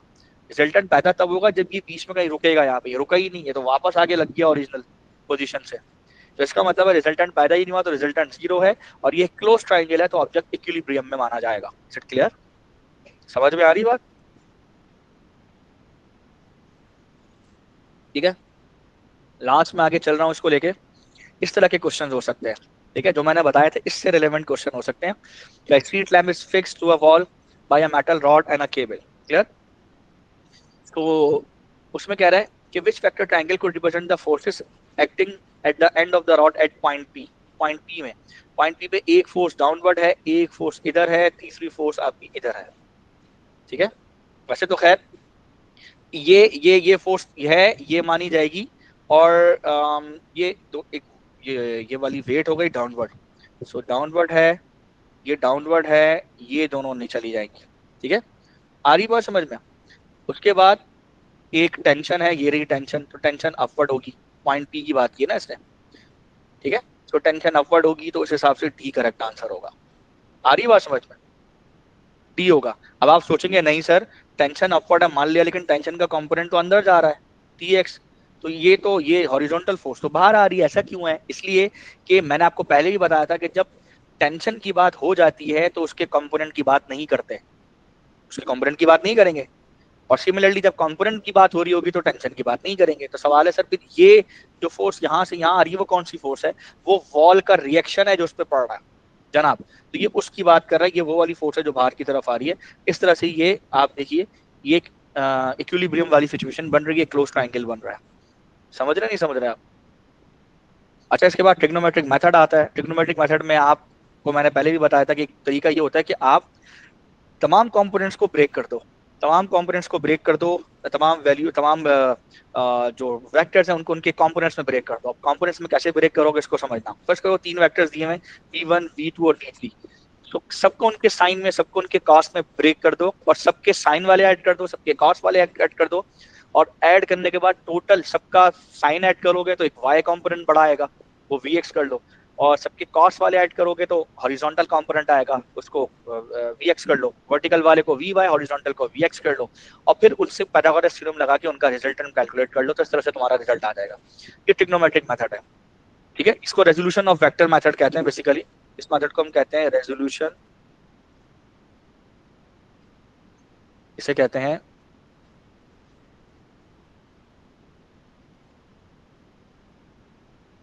इस मेथड का नाम है रेजोल्यूशन ऑफ वेक्टर मेथड, ठीक है। एक और मेथड होता है इसके अलावा, ठीक है, जो बेसिकली मैंने आपको शॉर्टकट्स भी बताए थे, वो शॉर्टकट्स भी आप देख लीजिएगा, तो मैं आपको बताता हूँ कैसे आपने लगाने हैं, ठीक है। अच्छा जी, ठीक है। इस पे आप देखें तो मैंने एग्जैक्टली जो बातें आपको बताई थी वही सारी बातें होंगी। यानी सबसे पहले v1 के कंपोनेंट्स लगाएंगे, थीटा है यहाँ पे, तो इसका साइन अलग निकालेंगे। v1 है, v1 का x कंपोनेंट निकालेंगे, v1 x cos थीटा 1। फिर v1 का y कंपोनेंट निकालेंगे अलग, v1 y sin थीटा 1। तो देख लें, ये v1 है, इसका x अलग निकाला हुआ है, y अलग निकाला हुआ है। फिर स्टेप 2, ये v2 है, इसके कंपोनेंट्स अलग निकाले हुए हैं, v2x अलग निकाला हुआ है। अच्छा, v2x जो निकाला है ये नेगेटिव एक्सिस की तरफ है, इसलिए यहाँ पर नेगेटिव साइन आएगा इसके साथ, v2x के साथ। तो यहाँ पे देखें नेगेटिव साइन लगाया हुआ है। सिमिलरली v2y यानी इसका वर्टिकल कंपोनेंट इधर है, तो v2y इसका वर्टिकल कंपोनेंट इधर है, तो उसको जाहिर है ऊपर की तरफ रखा है, तो वो पॉजिटिव डायरेक्शन में, पॉजिटिव एक्सिस के ऊपर है। क्लियर, ठीक है। तो इसका भी, इस वाले का भी साइन कॉस्ट पता कर लिया, यानी हॉरिजॉन्टल वर्टिकल कंपोनेंट, इसके भी हॉरिजॉन्टल वर्टिकल कंपोनेंट पता कर लिया। अब रह गया v3। सो v3 चूंकि डायरेक्ट नीचे है तो इसका हॉरिजॉन्टल कंपोनेंट नहीं होगा, इसका डायरेक्ट वर्टिकल कंपोनेंट होगा। अब आप चेक कर लीजिए, ठीक है। तो v3x is equal to v3 cos theta 3, तो 90 डिग्री बन रहा है यहाँ से, तो cos 90 0, तो इसका हॉरिजॉन्टल कंपोनेंट आएगा ही नहीं। तो मैं बोल रहा हूँ इसका सिर्फ वर्टिकल कंपोनेंट आएगा, और आप sin 90 लगाइए 1, तो वर्टिकल कंपोनेंट वही हो जाएगा, ये पूरा इसका वर्टिकल कंपोनेंट v3 हो जाएगा। और इसके साथ एक नेगेटिव साइन लगाए क्योंकि ये डाउनवर्ड डायरेक्शन में, ठीक है, नेगेटिव साइन लगा नेगेटिव y में। अब तमाम x वाले कंपोनेंट्स को ऐड कर दीजिए, तमाम y वाले कंपोनेंट्स को ऐड कर दीजिए, ठीक है। जब आप ऐड करेंगे तो ऐड करने के बाद सबका vx और ये vy एक कॉमन एक सबका रिजल्टेंट आ जाएगा। अब इस vx और vy को आप सॉल्व कीजिए इस पाइथागोरस थ्योरम से, तो आपके पास रिजल्टेंट आ जाएगा। यानी इन तमाम वेक्टर्स का, इन 3 वेक्टर्स का 1 2 3, इन 3 वेक्टर का रिजल्टेंट आएगा। वो किसी भी डायरेक्शन में हो सकता है, वो इस एंगल में भी हो सकता है, वो इधर भी हो सकता है, ठीक है, वो इधर भी हो सकता है, वो डिपेंड करता है सिचुएशन के ऊपर, एंगल पर और मैग्नीट्यूड ऑफ ईच वेक्टर्स पे, ठीक है। उसके बाद डायरेक्शन निकालनी रिजल्टेंट की, तो आपने कैसे निकालना है, आपको पता है कि tangent theta is equal to क्या होता है, अपोजिट अपॉन एडजेसेंट, ठीक है। सो अपोजिट क्या होता है आपको पता है, अपोजिट आपका vy होता है, तो vy वर्टिकल कंपोनेंट, vx इधर है, ठीक है, और ये टेंजेंट थीटा है, ठीक है। और आगे आप फिर theta is equal to tangent inverse vy upon vx करेंगे तो एंगल आ जाएगा, ठीक है। दूसरा एक और मेथड मैंने आपको बताया था, शॉर्टकट मेथड। शॉर्टकट मेथड में मैंने कहा था कि जब दो वेक्टर्स की टेल से टेल मिले, या दो वेक्टर का हेड से हेड मिले, और एग्जामिनर आपसे रिजल्टेंट मालूम करने की बात कर रहा हो, एग्जामिनर आपसे रिजल्टेंट पता करने की बात करो, तो उस केस के अंदर आपने क्या करना है, उस केस के अंदर आपने ये फॉर्मूला डायरेक्ट लगाना है। और ये जो एंगल है ना, ये वाला, और प्लस के साथ, यानी कि ये cosine law with positive sign लगाना है। जब दो वेक्टर का टेल से टेल या हेड से हेड मिला हो तो ये cosine law with positive sign लगाना है, और एंगल उन दोनों के बीच वाला रखना है, उन दोनों के बीच वाला एंगल रखेंगे, ठीक है। मैं एग्जाम्पल देता हूँ, आइए। इस केस में इधर पीछे एक सवाल है। इस केस में गौर से देखिए, इस केस में अगर मैं डायरेक्टली आंसर पता करना चाहूँ, जैसे उसने कहा है, a remote control toy aircraft is flying horizontally in a wind. Figure 3.1 shows the velocity vectors to scale of the wind and of the aircraft in still air. वो ये कह रहा है the velocity of the aircraft in still air is 42 meter per second to the north. The velocity of the wind is 23 meter per second in a direction of 54 degree east of the south.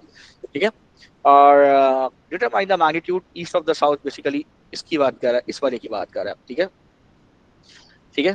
तो ये यहाँ पर east हो जाएगा और यहाँ पे ये साउथ हो जाएगा, ठीक है। तो वो कह रहा है, और ये ऐसे जा रहा है, ये angle basically east of the south, ठीक है।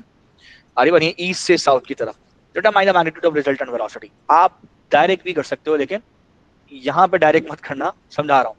आप डायरेक्ट कैसे कर सकते हो, ठीक है। आप देखो ये पहला वेक्टर है, ये दूसरा वेक्टर है, और दोनों के हेड जो है वो आपस में मिल रहे हैं।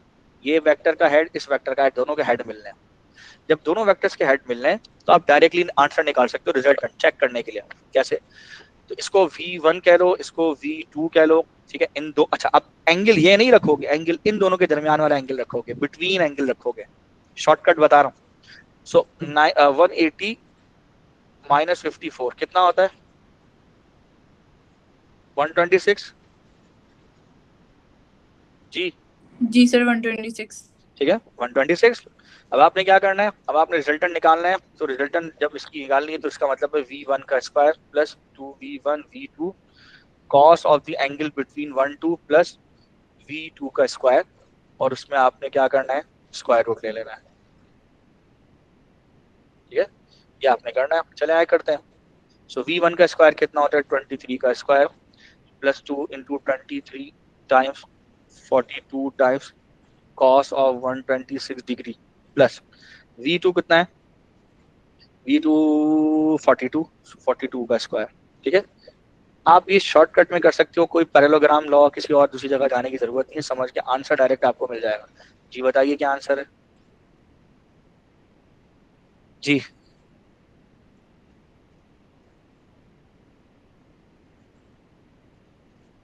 कौन मुझे बताएगा?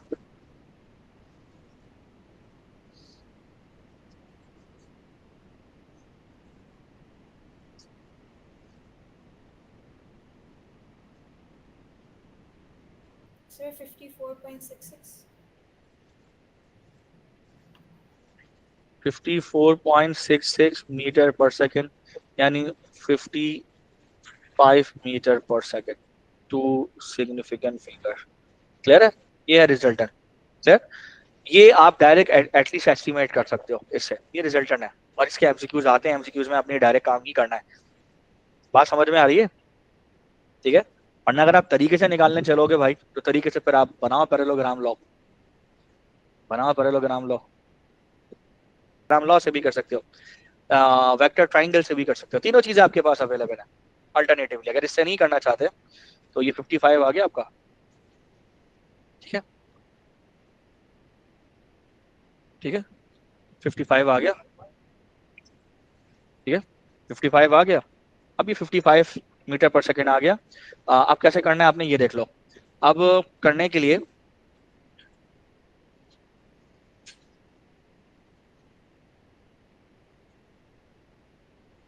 ठीक है,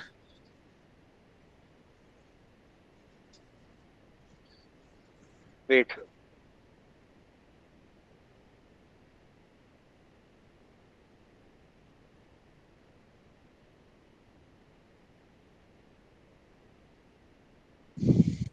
ठीक है। सो अब तरीका ये कि देखो ये 54 डिग्री है, और ये पूरा एंगल कितना है बच्चों बताओ? ये पूरा एंगल कितना है बोलो? 126 है। ठीक है, आ रही बात समझ?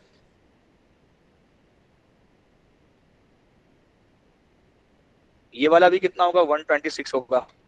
सुनना, ठीक है। और इस पूरे पॉलीगॉन का ये जो फिगर है इसका आसान है, ऑल जितनी भी एंगल्स का सम 360 होगा। तो 360 में से आप ये इसका डबल कर लो, कितना हो जाएगा? 2 126 को डबल करो, कितना होता है? 250, आई थिंक 252। सो 360 में से 252 निकालो, कितना बचेगा? 108 डिग्री। ऐसे ही है, 108 डिग्री बचेगा। इसको डिवाइड बाई 2 कर दो, क्योंकि इन दोनों का सम आएगा। तो डिवाइड बाई 2 करो तो 54 डिग्री आएगा। तो ये भी 54 डिग्री होगा, ये भी 54 डिग्री होगा। ऐसे भी कर सकते हो। दूसरा काम ये कर सकते हो कि दोनों पैरेलल लाइंस है, तो ये ट्रांसवर्सल इन्हें कट कर रहा है। यहाँ 54 है तो यहाँ भी 54 है, ये भी कर सकते हो। दोनों चीजें ठीक है, ठीक है, कहीं से भी चल लो, मसले मर्जी है। सो तुम ये वाली साइड 54 डिग्री ले लो, ठीक है, 54 डिग्री ले लो। क्लियर है? तो ये 54 डिग्री हो गई तुम्हारी। और उसके बाद ये वाली साइड कितनी है? ये 23 हो गई। और ये वाली साइड सॉरी, नहीं नहीं नहीं नहीं नहीं, ये बड़ी वाली 42 है ना, ये 23, ये 23 हो गई मीटर पर सेकेंड। और ये क्या हो जाएगी? 42 मीटर पर सेकंड, तुमने रिजल्टेंट निकालना है, तो तुम रिजल्टेंट निकाल लो, यहीं से रिजल्टेंट निकालो, कोसाइन लॉ लगाओ, रिजल्टेंट निकाल लो, साइन लॉ लगाओ और डायरेक्शन निकाल लो। आ रही है बात समझ में या नहीं आ रही है? कह रहे बच्चों, समझ आया? ठीक है, साइन लॉ लगा के कैसे निकालोगे ये भी तुम समझ लो। अब कोसाइन लॉ तो मसला ही नहीं है ना, कोसाइन लॉ तो तुम बोलोगे सर कोई टेंशन ही नहीं है, c square is equal to a square plus b square minus का 2ab cos of angle C, यही करोगे ना तुम, कर लो, इसको ए कर लो, इसको बी कर लो, ठीक है, और ये एंगल सी हो जाएगा।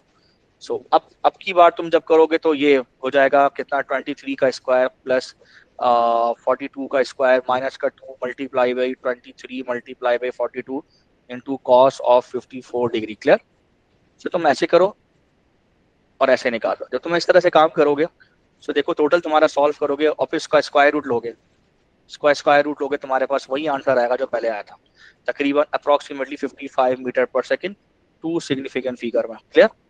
अब तुम्हें एंगल कौन सा निकालना है, मैं तो मशवरा हमेशा यही देता हूँ कि रिजल्टेंट को हमेशा क्लॉकवाइज मेजर करो, यानी कि बेयरिंग की तरह लेके चलो, वरना तुम्हारी मर्जी है।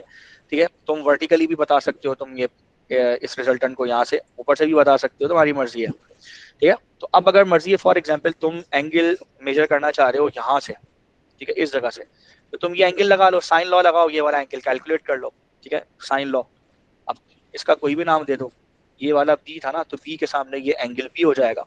ठीक है, तो तुम्हें एंगल बी निकालना है, तो लिखा हो sine angle a upon a equal to sine angle b upon b equal to sine angle c upon c. अब तुम देखो तुम्हारे पास क्या क्या मौजूद है, तुम्हारे पास एंगल सी मौजूद है, ठीक है, तुम्हें एंगल बी पे काम करना है, तो इन दोनों का रेशियो लो, इसे छोड़ दो, तो साइन एंगल बी तुमने निकालना है। ठीक है, तो यहाँ से लेकर यहाँ तक निकालना है एंगल, तो sine angle B equals to sine inverse B sine angle C, ठीक है, डिवाइडेड बाई सी। सॉल्व करो और ये वैल्यूज रखो यहाँ पे और तुम्हारे पास आंसर आ जाएगा। ठीक है, तो बी की वैल्यू तुम्हारे पास कितनी थी, बी की वैल्यू 42 है, बी की वैल्यू 42 है, 42 multiply by sine 54 degree divided by c, c की वैल्यू 55 नहीं थी, 54.66 थी, तो रख लो, तो तुम्हारे पास एंगल बी आ जाएगा निकल के। क्लियर है? बता दो कितना है, कैलकुलेट कर लोगे तो जी।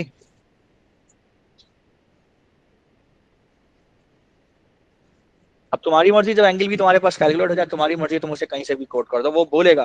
ठीक है, कि डायरेक्शन, तो उसने सिर्फ मैग्नीट्यूड बोला है तो मैग्नीट्यूड पे कहानी खत्म। अगर वो रिजल्टेंट की डायरेक्शन बोलते हैं तो डायरेक्शन भी आप साथ साथ लेके चलोगे। क्लियर है? समझ आई बात या नहीं आई भाई? ठीक है, ये चीजें हो गई।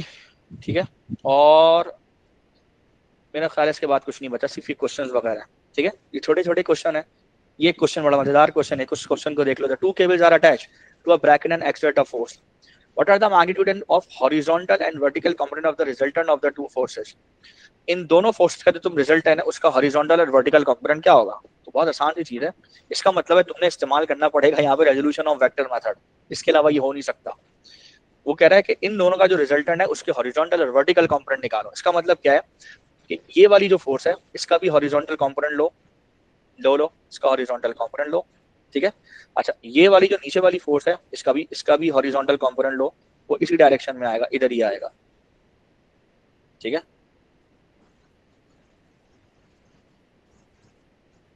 तो दोनों कंपोनेंट्स एक ही डायरेक्शन में, तो दोनों ऐड हो जाएंगे। बात समझो, दोनों कंपोनेंट्स एक डायरेक्शन में ऐड हो जाएंगे।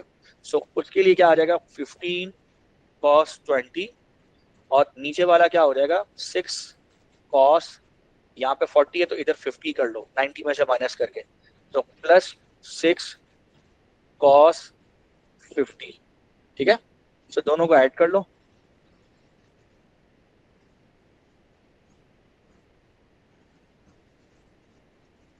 जी भाई।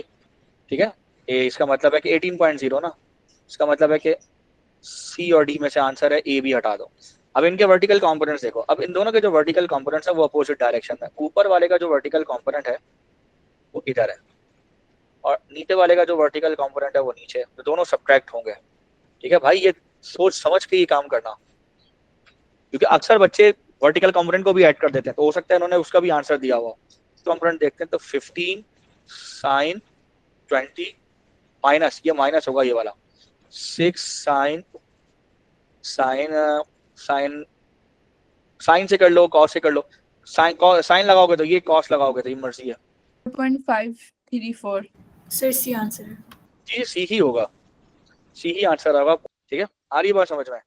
यहाँ पर भी क्वेश्चन है, इसको भी शॉर्टकट में कर सकते हो, लेकिन ये होगा नहीं, इसलिए कि यहाँ पे एक वेक्टर का हेड है, दूसरे वेक्टर का टेल है, तो यहाँ कोसाइन लॉ लगा के भी आप काम कर सकते हो। ठीक है, इसमें रिजल्टेंट निकालना है तो मर्जी, आप हेड टू टेल रूल है, तो ये पहला वेक्टर है, ये दूसरा वेक्टर है, और फिर रिजल्टेंट आप ऐसे कनेक्ट कर दो, हेड टू टेल रूल लगा लो। अब यहाँ पर आप चाहो तो इस रिजल्टेंट की वैल्यू निकालनी है, तो आप कोसाइन लॉ लगा लो। ये एक वैल्यू गिवन है, एक साइड की दूसरी साइड की गिवन है, ये एंगल बिटवीन देम गिवन है, तो आप डायरेक्ट कोसाइन लॉ लगाओ और आंसर निकालो, ये रिजल्टेंट आ जाएगा। आ रही बात समझ में या नहीं आ रही है? और उसकी डायरेक्शन निकालनी तो ये एंगल मेजर कर लो। ठीक है, वो एंगल कैसे मेजर करोगे? वो जाहिर है कि साइन लॉ लगा के उसकी ट्रायंगल में वो एंगल मेजर कर डालोगे।